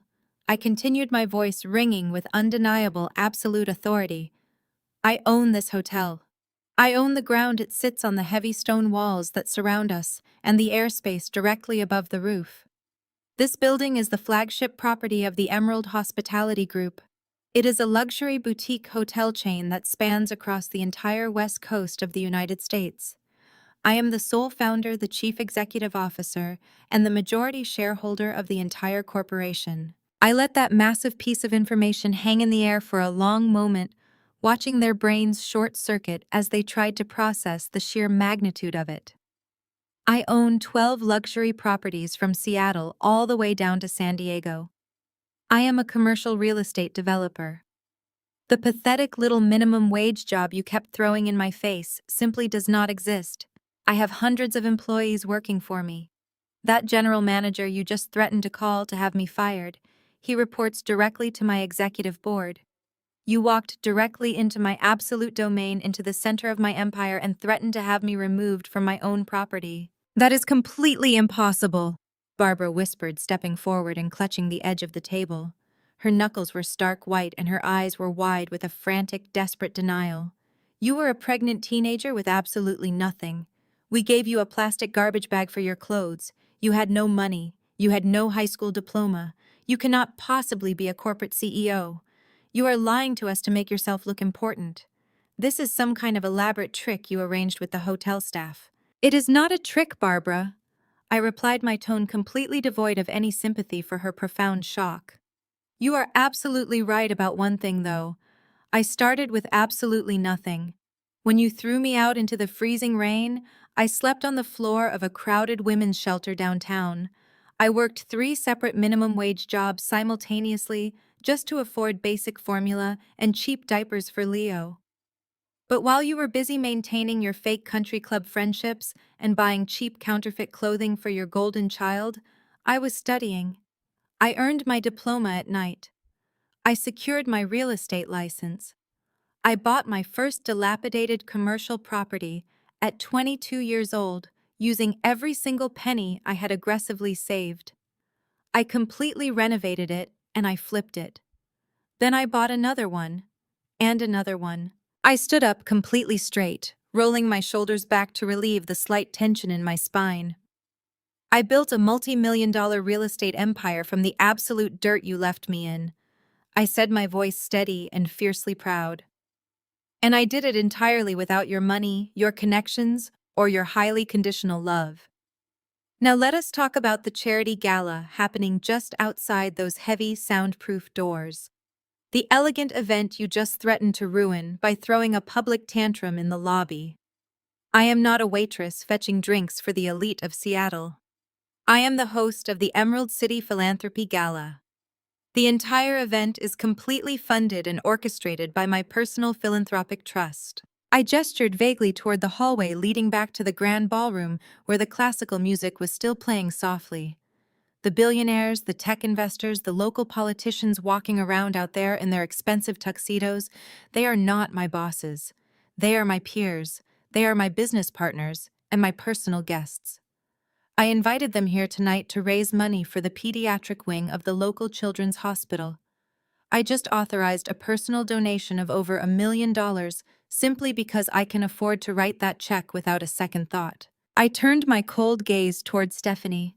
She was physically trembling now, holding her arms tightly across her chest. She looked down at her stiff counterfeit beige trench coat and then at the cheap synthetic red handbag resting sadly on the floor. The staggering financial gulf between us was suddenly violently clear to her. She had spent her entire adult life pretending to be wealthy, desperately trying to project an image of high society success while secretly drowning in massive debt. She had walked into this room fully intending to look down on me and mock my perceived poverty. Instead, she was standing in the presence of astronomical wealth that she could not even begin to fathom. Her entire identity, constructed around being the superior, successful golden child, was completely evaporating into thin air right before her very eyes. Leo stepped forward, moving to stand right beside me at the head of the polished table. He looked at his grandfather with a calm, analytical expression that showed absolutely no fear. "You offered me a $500 bill to leave my mother," Leo said, his voice smooth and incredibly confident. "My mother bought me a fully restored vintage muscle car for my 15th birthday last month, just for maintaining a perfect 4.0 grade point average in school. I hold a diverse stock portfolio that she personally taught me how to manage before I was even in middle school." Your bribe was not just deeply insulting, Thomas. It was actually quite embarrassing to watch. Thomas physically recoiled as if my brilliant teenage son had just slapped him directly across the face. The harsh, crushing reality was finally penetrating his thick, stubborn skull. He had spent the last half hour aggressively threatening a woman who could literally buy and sell his entire existence without even checking her bank balance. He had threatened to use his expensive corporate lawyers to destroy a woman who likely retained the most powerful and ruthless legal team in the entire state of Washington. He had threatened to call Child Protective Services on a multi-millionaire philanthropist who was universally respected by the local government and high society. Every single threat he had made was completely neutralized, rendered entirely pathetic and laughable by the sheer magnitude of my actual success. I watched carefully as the exact moment of realization washed over my mother. Barbara's shock began to curdle into something far more insidious. The pure terror in her eyes slowly shifted, morphing into a bright, frantic, calculating greed. Her mind was rapidly recalculating the entire situation. The daughter she had aggressively discarded as worthless garbage 15 years ago was suddenly the most valuable asset in the room. She was looking at me, but she was not seeing a daughter. She was seeing a massive, limitless bank account that could instantly solve all of their devastating financial problems. She was seeing a golden ticket out of their impending bankruptcy, and I knew exactly what she was going to do next. Barbara took a slow, hesitant step toward me. The absolute panic that had gripped her features just moments ago was rapidly smoothing out, replaced by a sickeningly sweet maternal smile that I had not seen since I was a little girl. She clasped her hands together in front of her chest, looking at me with eyes that were suddenly brimming with fake pride. "Oh, Bethany, darling," she cooed, her voice taking on a soft, trembling quality that made my stomach churn. "I cannot even begin to tell you how incredibly proud we are of you. We always knew you had this brilliant fire inside you. When we pushed you out of the house all those years ago, it broke my heart. But your father and I knew it was the only way you would ever realize your true potential. Look at what our tough love has built. You are a massive success. And now that you have finally proven yourself, we can be a real family again. We can combine our resources and help your sister." I stared at her, feeling a profound sense of disgust wash over me. She was so entirely morally bankrupt that she could seamlessly transition from calling me a trashy failure to claiming credit for my billion-dollar empire in less than 60 seconds. I did not dignify her pathetic attempt at manipulation with a verbal response. Instead, I turned my back on her and walked toward the far wall of the VIP conference room. The entire wall was constructed of sleek black glass housing, a state-of-the-art interactive smart screen used for high-level corporate presentations. I raised the digital tablet Gregory had given me and tapped a few icons on the glowing interface. The massive glass wall immediately hummed to life. A bright, crisp display illuminated the darkened room, casting a cool blue light over the shocked faces of my family members. I swiped my finger across the tablet, instantly casting a highly detailed digital dossier onto the large screen for everyone to see. The document was filled with complex financial spreadsheets, legal property boundaries, and bold red deficit numbers. "What is this?" Thomas demanded, his voice shaking slightly as he squinted at the massive display. His eyes darted nervously across the financial graphs, unable to fully comprehend the data, but instinctively recognizing that it was deeply bad news. "What are you showing us, Bethany? Turn that screen off right now. I am showing you the actual reality of your situation, Thomas," I said, keeping my voice perfectly calm and authoritative. "Since you came all the way out to Seattle to threaten my livelihood and demand access to my son, I thought it was only fair that we put all of our cards on the table. You spent the last 30 minutes bragging about your immense wealth and your powerful connections. You threatened to bankrupt me with legal fees. So I asked my private financial acquisitions team to run a quiet background check on your current portfolio. I wanted to see exactly who I was dealing with." Thomas swallowed hard, taking a small step backward. "You have absolutely no right to look into my personal finances," he stammered, his face flushing a pale, sickly color. "That is highly confidential information. You are violating federal privacy laws." "I own a multi-million-dollar real estate development firm, Thomas," I replied, crossing my arms and leaning casually against the edge of the oak table. "I do not break laws. I purchase publicly available commercial debt. And according to my acquisitions team, your financial profile is nothing short of a complete disaster. Let us talk about the Oak Ridge Country Club, shall we?" The mention of the country club caused Thomas to physically flinch. Oak Ridge was his entire world. It was the absolute center of his social universe, the place where he smoked expensive cigars, played golf with local politicians, and pretended to be a titan of industry. It was the sole remaining pillar of his crumbling identity. I tapped the tablet again, zooming in on a massive red graph on the smart screen. "Your beloved country club has been bleeding money for the last 5 years." I explained, stating the cold, hard facts with surgical precision. "Membership is down by 40%. The younger, wealthy families in your suburb have zero interest in joining an outdated, stuffy institution. To keep the doors open and maintain your fake image of prosperity, you convinced the board of directors to take out a massive high-interest commercial loan 3 years ago. You personally guaranteed a significant portion of that debt using the remaining equity in your primary residence as collateral." Barbara gasped, turning to look at her husband with wide, terrified eyes. "Thomas, what is she talking about?" she asked, her voice rising in panic. "Tell her she is lying. We own our house free and clear. You promised me the club was doing perfectly fine." Thomas did not look at his wife. He could not tear his eyes away from the glaring red numbers projected on the glass wall. His jaw was clenched so tightly, I thought his teeth might shatter. The terrifying truth he had been desperately hiding from his own family was suddenly completely exposed in a brightly lit room thousands of miles from home. "He cannot tell you I am lying, Barbara, because every single word is true." I continued, refusing to give him a second to breathe. The club defaulted on its last 3 quarterly loan payments.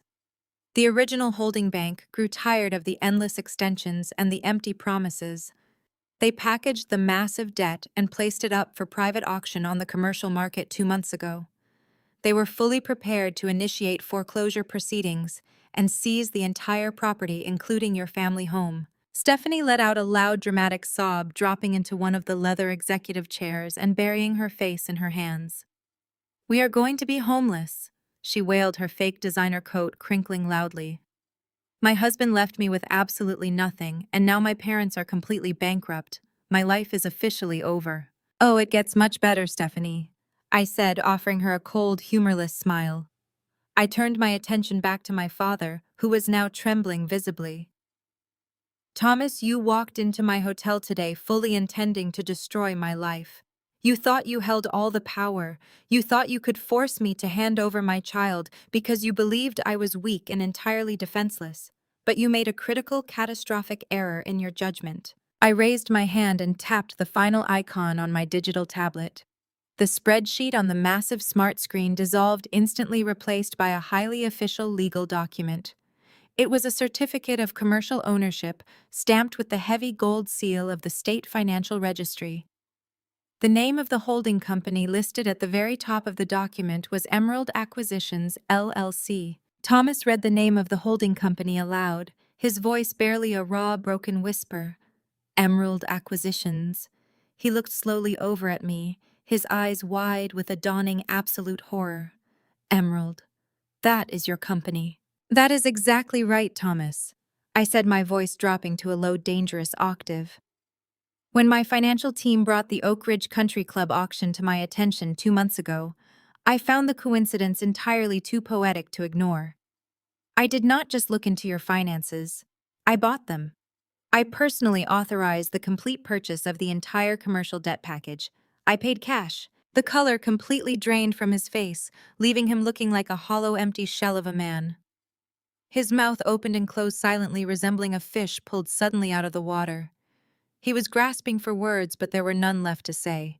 I own the debt on your precious country club, I stated, locking my eyes directly onto his. I own the mortgage on your sprawling colonial house. I am your primary creditor.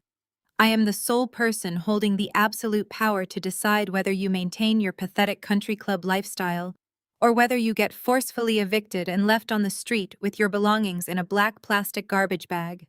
You came here today to threaten my home and my family. You had absolutely no idea that I already own yours. The absolute devastation in the room was palpable. It hung heavily in the air, pressing down on their shoulders with an unbearable, suffocating weight. Thomas reached out and grabbed the back of a leather chair to steady himself, his legs physically giving out under the crushing reality of his situation.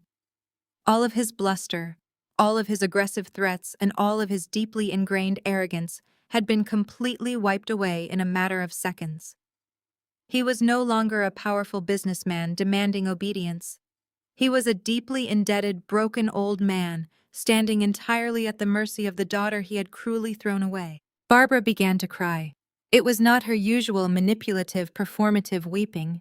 It was genuine, ugly sobbing born from absolute terror and the sudden, agonizing loss of her entire social identity. She realized in that exact moment that there was no pivoting out of this disaster. There was no sweet talking her way back into my good graces. She had shown her true colors, and I had completely neutralized her. I looked at the three of them, allowing the beautiful, profound silence to stretch out between us. My son Leo stood silently by my side, watching the total destruction of their fake empire with a calm, quiet dignity. They had come to harvest him, to take what they believed was rightfully theirs. Instead, they had walked directly into a meticulously prepared slaughter. The tables had not just been turned, they had been completely flipped, shattered, and burned to the ground. Thomas did not stay broken for long. I watched the gears turning behind his bloodshot eyes as the initial shock of my revelation began to recede. The crushing weight of his federal foreclosure and his massive commercial debt was still there, but it was suddenly eclipsed by a frantic, desperate realization. The multimillionaire who held his entire life in her hands was not a faceless corporate entity. It was his own daughter. He slowly released his white-knuckled grip on the leather chair and stood up straight. He smoothed the front of his expensive suit jacket, attempting to scrape together whatever tiny, microscopic fragments of dignity he still possessed. Bethany, please listen to me, Thomas said, his voice completely stripped of its former booming aggression. He sounded hoarse and pathetic, like a drowning man begging for a life raft. You have proven your point. You have clearly won. You showed us exactly how powerful and successful you have become, and we are incredibly impressed. I admit that I underestimated you, but you have to understand the immense pressure I am under. I am facing federal foreclosure. The bank is threatening to seize the country club, the house, the cars, everything I have spent my entire life building. I am drowning in debt, and I did not know where else to turn. I raised a single eyebrow, refusing to let him off the hook. So you tracked down the daughter you threw out into the street? I asked, keeping my voice cold and detached. You thought I was a struggling waitress living in a shoebox apartment. How exactly was a minimum wage hotel worker supposed to save you from federal foreclosure, Thomas? Thomas swallowed hard, his eyes darting nervously toward Barbara before settling back on me. We were desperate. He confessed the ugly truth, finally bleeding out into the open. We thought if we could just get custody of the boy, we could claim him as a dependent to stall the bankruptcy proceedings. We thought we could move into your apartment and use whatever small income you had to keep ourselves afloat while we figured out a legal strategy. We had absolutely nothing left, Bethany. The sheer depravity of their original plan was breathtaking. They had not come to Seattle to harvest my son for a medical procedure. They had come to hijack my life, steal my meager resources, and use my child as a legal pawn to protect their own financial interests. What about the medical emergency? Leo spoke up, his voice cutting through the heavy tension in the room. He looked directly at Stephanie. You said your son was dying. You said he needed a bone marrow transplant by the end of the week. Was that a lie too? Stephanie slowly lowered her hands.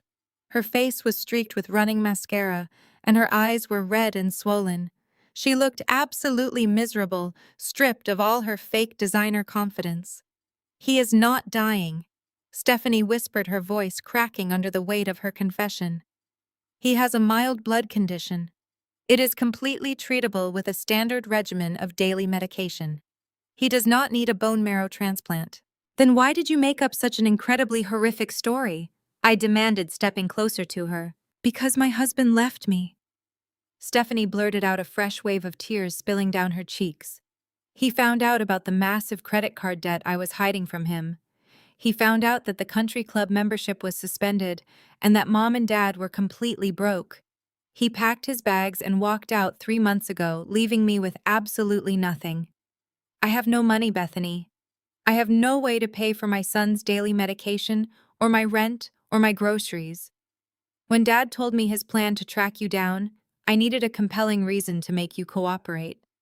I knew that if I just asked you for money, you would slam the door in my face. But I figured if I told you my son was dying, you would have to listen to me.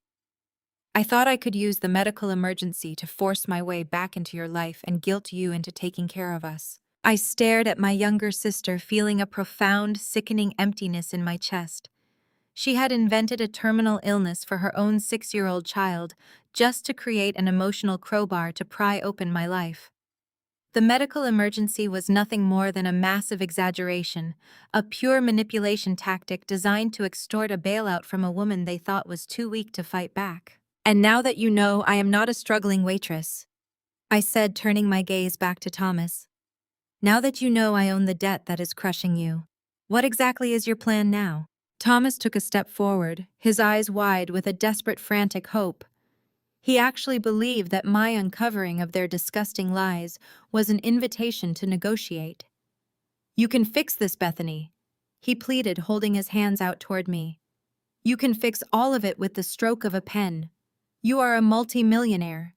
You hold the commercial debt for the country club. You can easily forgive that loan. You can clear my name and stop the federal foreclosure. You have enough money to buy Stephanie a new house and set up a trust fund for her son. You can save our entire family today. Barbara eagerly nodded her head, stepping up beside Thomas. Yes, darling, please.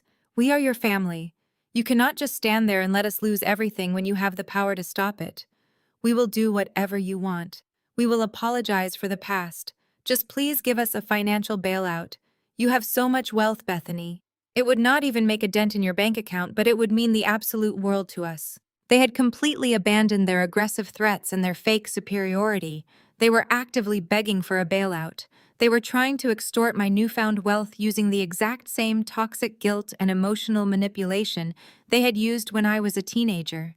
They expected me to simply hand over millions of dollars to reward them for their cruelty, their lies, and their breathtaking arrogance. You want a bailout? I asked, my voice dropping to a dangerously quiet whisper.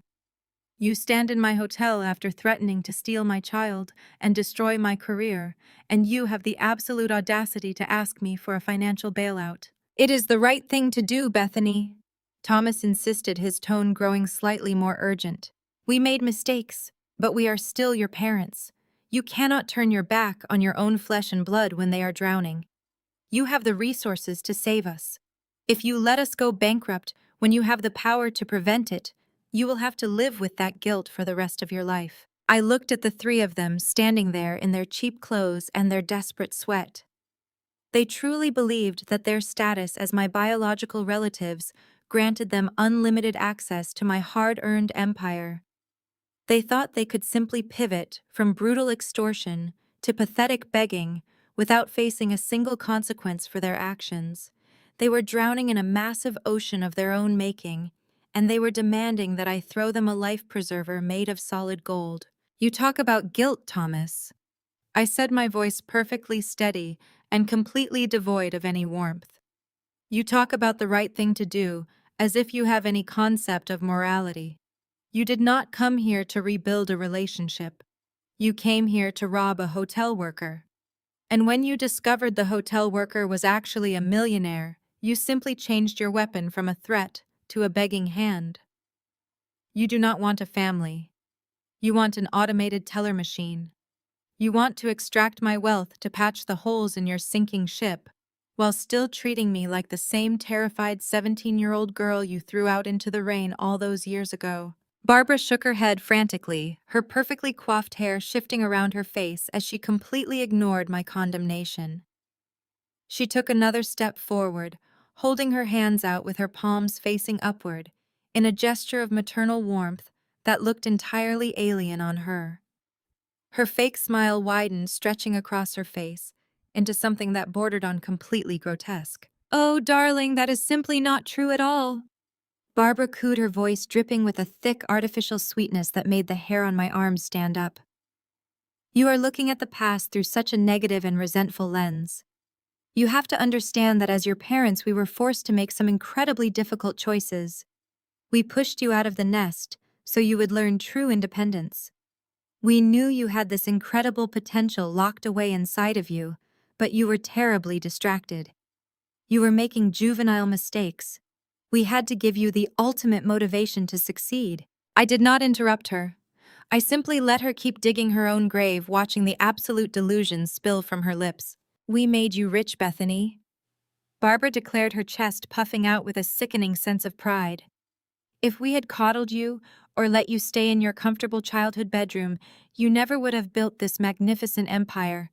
You would have settled for a mediocre life. We gave you the greatest gift any parent could possibly give to their child. We gave you the drive to become a multimillionaire. We sacrificed our own relationship with you just so you could achieve this phenomenal level of success. And now that our parenting strategy has worked so perfectly, it is simply time for you to share the rewards with the family who deliberately set you on this golden path." I stared at her extended hands and her sickly sweet expression. The sheer, unadulterated absurdity of her statement hung heavily in the air. She genuinely wanted to take full credit for the freezing nights I spent crying on the hard floor of a crowded homeless shelter. She wanted a financial commission on my survival. She honestly believed that her horrific abuse was a masterclass in character building. A low rumble started deep inside my chest. It bubbled up into my throat, escaping my lips as a sharp, genuine laugh.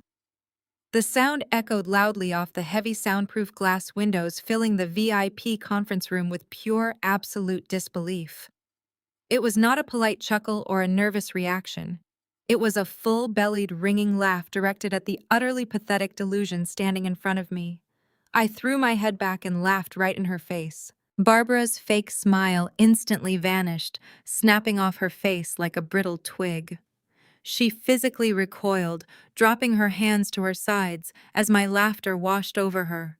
Her eyes widened with genuine shock and a deep, stinging offense. She had expected her twisted logic to somehow resonate with me. She expected me to nod in agreement and reach for my checkbook. Instead, I was treating her grand maternal speech like the punchline of a terrible joke. Thomas watched my reaction, and something inside him violently snapped. He realized in that exact moment that the gaslighting was completely ineffective. The sweet-talking and the pathetic begging were not going to unlock my bank accounts. The temporary mask of the desperate pleading father melted away completely, revealing the vicious cornered animal lurking right underneath. If he could not manipulate me with guilt, he was going to try to destroy me with fear. "Shut your mouth!" Thomas roared, his voice vibrating with a fresh wave of unchecked aggression. He lunged forward, slamming his fist down onto the polished oak table so hard that Stephanie jumped in her chair. You think you are completely untouchable because you have some money in the bank? You think you can just laugh at your mother and dismiss us like we are nothing? You are making a massive mistake, Bethany. I am not leaving this city empty-handed, and I am certainly not letting you walk away with my country club. I stopped laughing, letting my expression harden into a cold mask of absolute stone. I am not giving you a single dime, Thomas, I said, staring him down. I am going to let the bank foreclose on your house, and I am going to sell the country club property to a commercial parking conglomerate. You are finished. Thomas sneered, his face twisting into an ugly mask of pure malice. We will see about that, he threatened, leaning heavily across the table to close the physical distance between us. If you do not authorize a full financial bailout for this family right now, I am going to launch the most massive defamation lawsuit this state has ever seen. I am going to tie your entire corporation up in endless litigation for the next decade. I will sue you for intentional infliction of emotional distress. I will sue you for grandparent alienation. I will bury your high-priced lawyers in so much paperwork your legal fees will bleed your company dry. I simply raised an eyebrow, totally unfazed by his empty legal threats. You do not have the money to hire a lawyer, Thomas. You cannot even afford to pay your country club dues. I will not need to pay a lawyer when the media gets a hold of this story. Thomas countered, his eyes gleaming with a manic, destructive energy. You are a public figure now, Bethany. You are the prominent CEO of the Emerald Hospitality Group.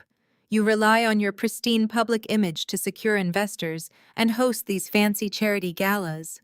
What do you think your billionaire friends out in the ballroom will say when they find out the real truth about their favorite philanthropist? He pointed a trembling finger directly at my chest.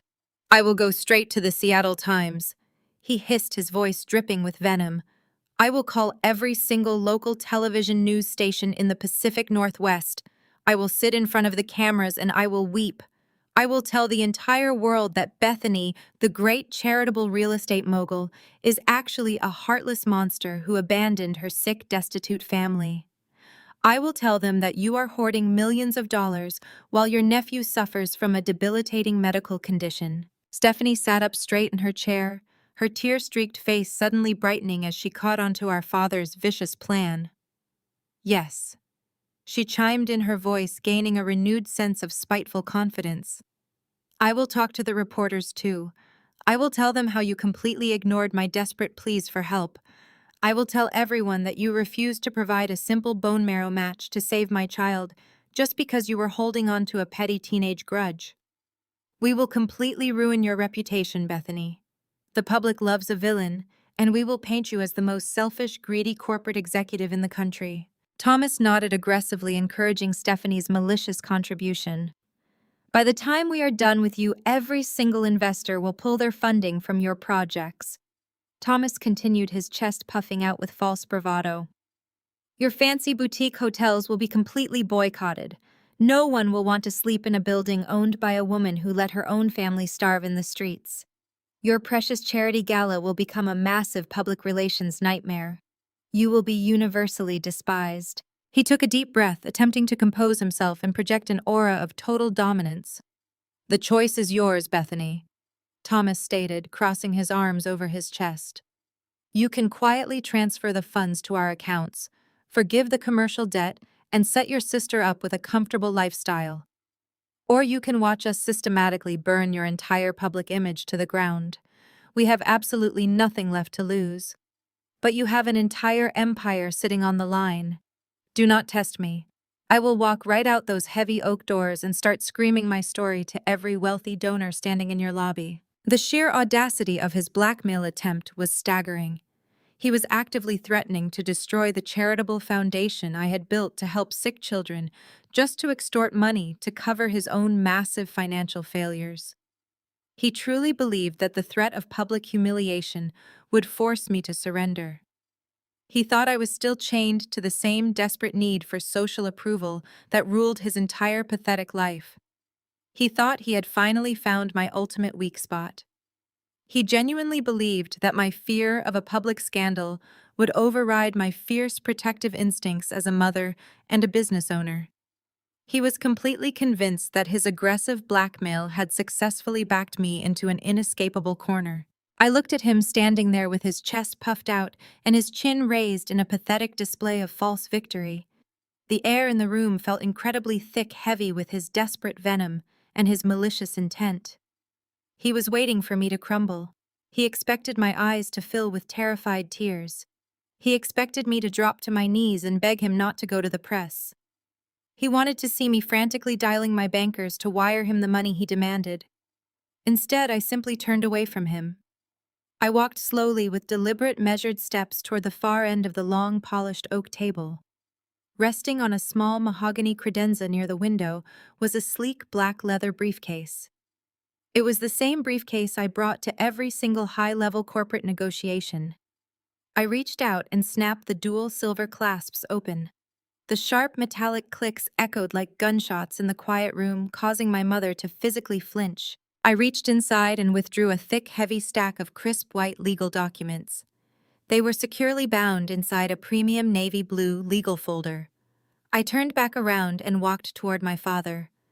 I did not hand the folder to him. I placed it flat on the surface of the table and gave it a firm push. The heavy folder slid smoothly across the polished wood, stopping exactly 2 inches from his fingertips. Thomas looked down at the documents and then back up at me, his brow furrowing in deep confusion. "What is this?" he demanded, his voice losing a fraction of its previous bluster. "Do not try to hand me some kind of corporate non-disclosure agreement, Bethany. I am not signing anything to keep quiet about your terrible behavior. You do not have to sign a single thing, Thomas," I said, keeping my voice perfectly calm and completely detached. "That is not a non-disclosure agreement.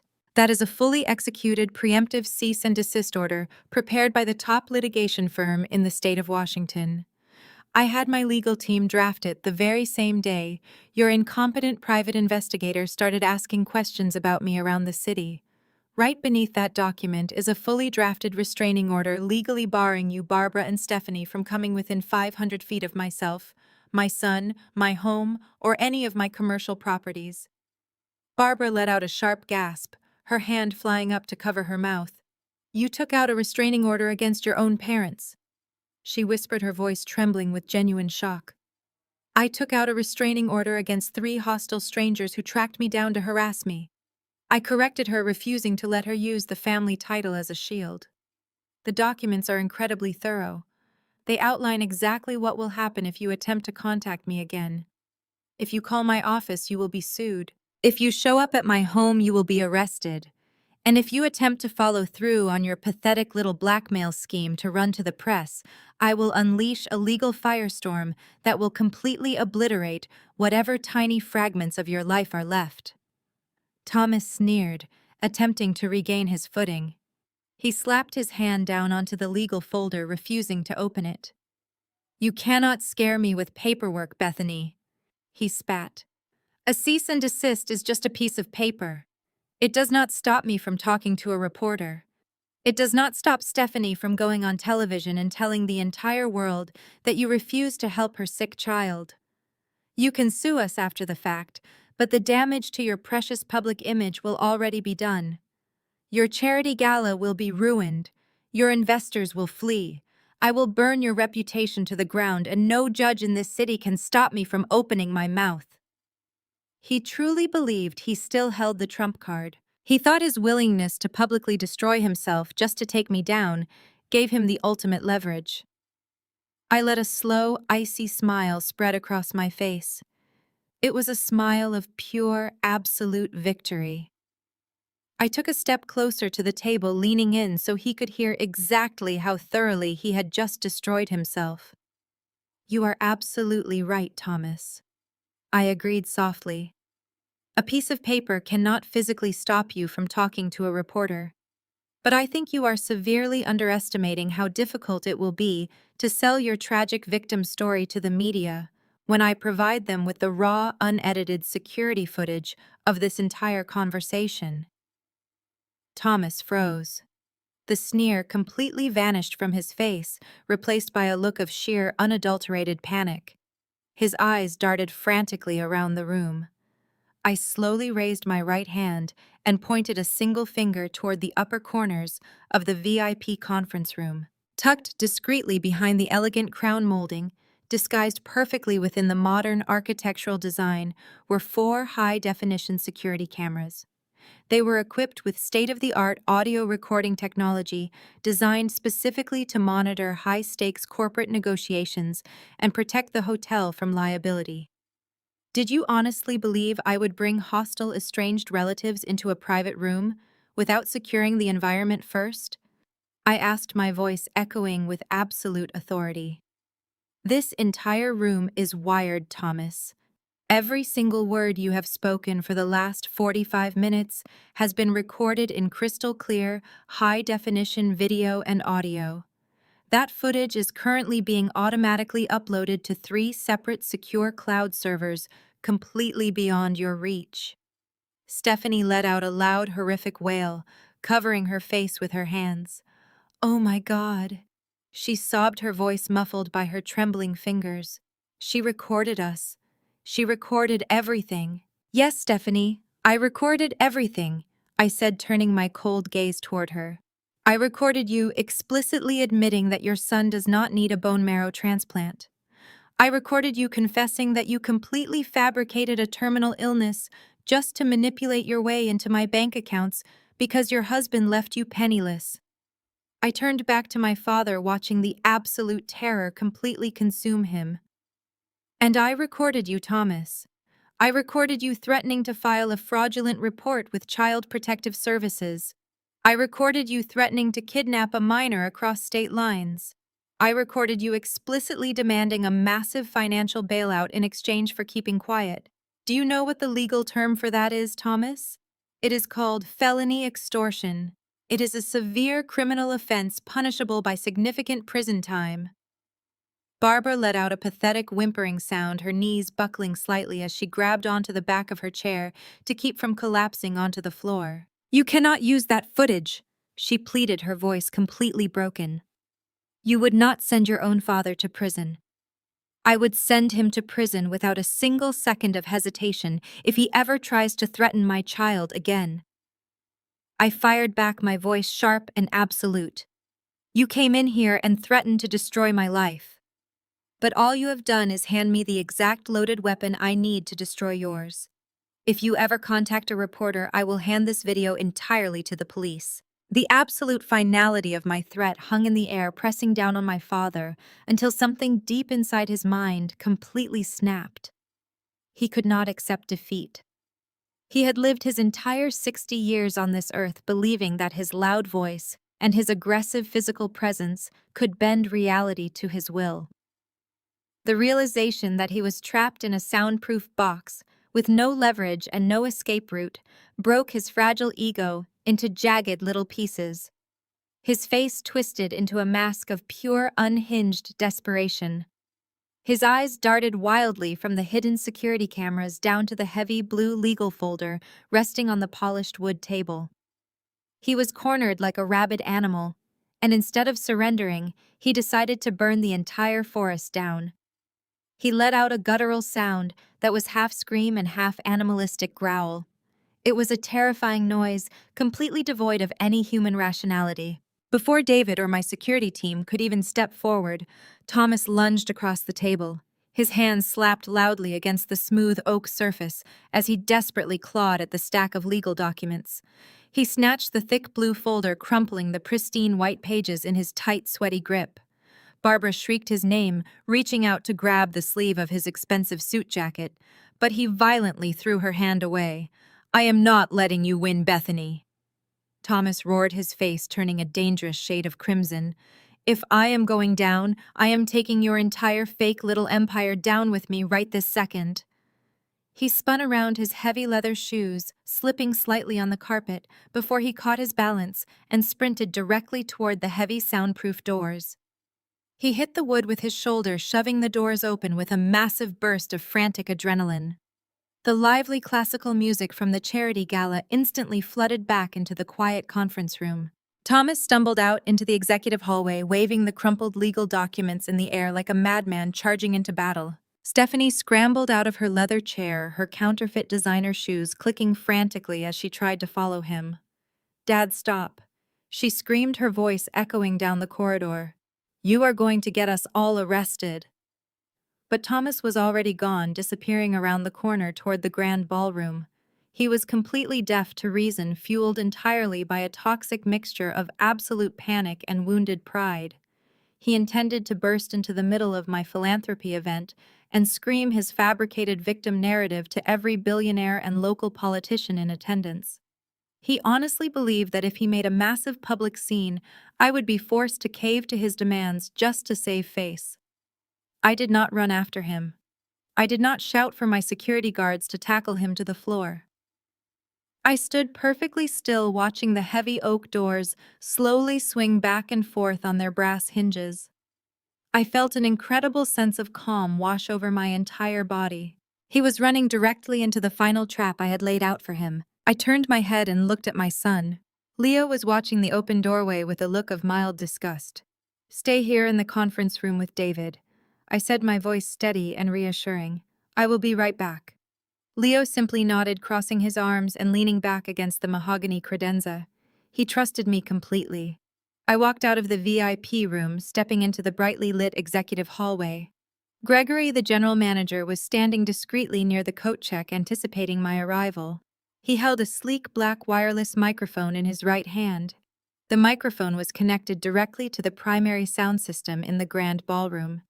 I did not have to say a single word to Gregory. He simply offered me a respectful nod and handed me the heavy piece of equipment. I gripped the cool metal handle, feeling the immense weight of the power it held. I took a slow, deep breath, smoothing the silk fabric of my custom evening gown. I walked calmly down the corridor, following the sound of my father's frantic shouting. I stepped out from behind the velvet curtains and stood at the top of the grand staircase, overlooking the massive ballroom. The scene below was a picture of absolute chaos. Thomas had barged through the main double doors and marched directly into the center of the elegant room. He was a sweating, disheveled mess. His expensive suit jacket was rumpled, his tie was skewed to the side, and his hair was sticking up in wild gray patches.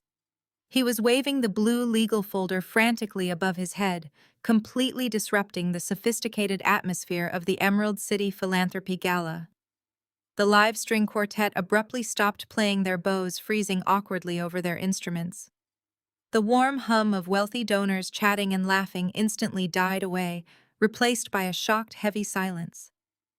Hundreds of Seattle elite turned their heads to stare at the deranged man screaming in the middle of their charity dinner. "Listen to me," Thomas shouted, his booming voice echoing off the massive crystal chandeliers. "Listen to the truth about your precious host. She is a fraud. She is a heartless, greedy monster." He spun around in a sloppy circle, pointing his finger at the wealthy guests seated at the tables draped in white silk. The guests simply stared at him, holding their champagne flutes in stunned disbelief. A few of the older board members frowned in deep distaste, adjusting their tuxedo jackets and stepping away from the erratic man. He thought he would find a sympathetic audience. He expected the crowd to gasp in horror and rally behind his tragic story. Instead, he looked like a raving lunatic who had wandered in off the street. "She threw her own family out into the cold," Thomas screamed, his voice cracking with desperate exertion.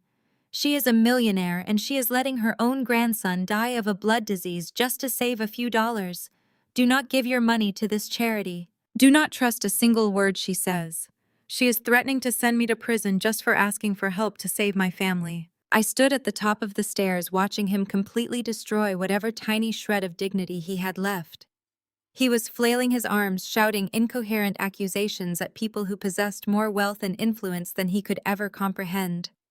He was putting on a pathetic, deeply humiliating show. I raised the wireless microphone to my lips. I did not need to shout. I did not need to act frantic or desperate. I simply needed to speak. The heavy sound system in the ballroom crackled to life with a soft, powerful hum. My voice projected flawlessly across the massive room, cutting through his insane rambling like a perfectly sharpened blade. "Thomas, I said, my voice echoing with terrifying absolute clarity. He froze instantly. The crumpled blue folder dropped slightly from his sweaty grip. He slowly turned around, looking up at me standing at the top of the grand staircase. He had walked right into the middle of my world, and now the entire room was waiting for my command. There was absolutely nowhere left for him to run, and there were no more lies that could possibly save him from the consequences of his actions. The hundreds of prominent guests standing in the grand ballroom did not gasp in shock at his ridiculous accusations. They were highly intelligent individuals who recognized a desperate con artist when they saw one. They looked at his disheveled hair and his wrinkled suit with unvarnished disgust. A prominent tech billionaire standing near the front of the stage actually scoffed, turning his back on Thomas completely to signal his absolute rejection of the pathetic display. The heavy silence in the room was not born of sympathy for a wronged father. It was the uncomfortable, judgmental silence of high society, witnessing a deeply embarrassing public meltdown. Thomas looked around the massive room, his chest heaving as the crushing reality set in. Nobody was coming to his rescue. Nobody believed a single word tumbling out of his mouth. He was entirely alone in a sea of wealthy strangers who viewed him as nothing more than a disruptive nuisance. The utter failure of his grand dramatic entrance left him physically swaying on his feet. "Good evening, everyone," I said, my voice projecting smoothly through the high-fidelity speakers mounted along the ballroom walls. "I am so terribly sorry for this unexpected interruption to our beautiful charity dinner. Please allow me to formally introduce the man who just rudely burst through those doors shouting absolute nonsense. His name is Thomas. The woman cowering nervously in the hallway behind him is his wife Barbara and their daughter Stephanie. They flew here all the way from their suburban neighborhood under the guise of a desperate family emergency. However, they are not here to support our incredible philanthropic efforts tonight. In fact, they are not here to offer any kind of positive contribution to society at all. They are here because they are completely bankrupt, and they thought they could successfully extort a financial bailout from the host of this gala." I watched as several of my key investors slowly set their expensive crystal glasses down onto their tables, giving Thomas a look of pure, unadulterated contempt. A collective murmur of genuine shock rippled through the elegant crowd. I kept my posture perfectly straight. My eyes locked directly onto my father as he stood frozen in the center of the room. He looked incredibly small, standing there, gripping that crumpled blue folder like it was his last lifeline. 15 years ago, Thomas and Barbara kicked their 17-year-old pregnant daughter out of their home in the middle of a freezing winter rainstorm. I continued, letting the cold, hard truth resonate through the silent ballroom. They handed me a single plastic garbage bag and threw me onto the street because they felt my pregnancy would negatively impact their precious country club reputation. They did not care if I starved. They did not care if my unborn child survived the winter. They completely abandoned me and never looked back. But earlier this evening, they miraculously tracked me down right here at this hotel. They did not come to apologize for their horrific abuse. They came to aggressively demand that I hand over my now 15-year-old son so they could harvest his bone marrow for a fabricated medical emergency. Several guests actually gasped aloud at that specific revelation. The wife of a prominent local politician covered her mouth in absolute horror, staring at Thomas as if he were a literal monster. When I flatly refused their disgusting demand, they quickly abandoned the fake medical crisis and revealed their true motives. I took a slow, deliberate step down the grand staircase, never breaking eye contact with the man who used to terrify me. Thomas is currently facing severe federal foreclosure on his primary residence. He completely defaulted on a massive commercial loan connected to his failing suburban country club. His daughter Stephanie is standing right outside those doors wearing cheap counterfeit designer clothing because her husband recently left her penniless after discovering their mountain of hidden credit card debt. They are not wealthy elites. They are desperate fraudsters drowning in a sea of their own financial incompetence. When they realized I was the owner of this boutique hotel chain, they explicitly threatened to launch a malicious defamation campaign against me if I did not instantly wire millions of dollars into their bank accounts to save them from their impending bankruptcy. They thought they could blackmail me by threatening to ruin this beautiful charity event with their lies. I took another slow step down the stairs, feeling the smooth, polished mahogany railing beneath my fingers. The immense tension in the air was palpable, but I felt absolutely no fear. I wanted everyone in this room to clearly see exactly who these people truly are. I said, my voice ringing with absolute finality. I wanted you to witness the profound depths of their entitlement and their cruelty. They walked into my life expecting me to act like a terrified teenager. They genuinely believed that they could lie, cheat, and steal their way out of the massive hole they dug for themselves. They thought my fear of a public scandal would force me to silently surrender the wealth I spent 15 years building from the ground up. But they have absolutely no power here. Their pathetic threats are entirely meaningless. They are nothing more than a toxic footnote in my past, and they will never be allowed to disrupt my life or the lives of my loved ones ever again. You are witnessing the absolute end of their reign of terror right here tonight, and I refuse to let them take another second of our valuable time away from the wonderful charitable cause we gathered here to support this evening. I truly thank every single one of you for listening to me and for your unwavering support throughout these incredibly long years of massive growth and shared profound community success tonight. The security team will escort them out immediately.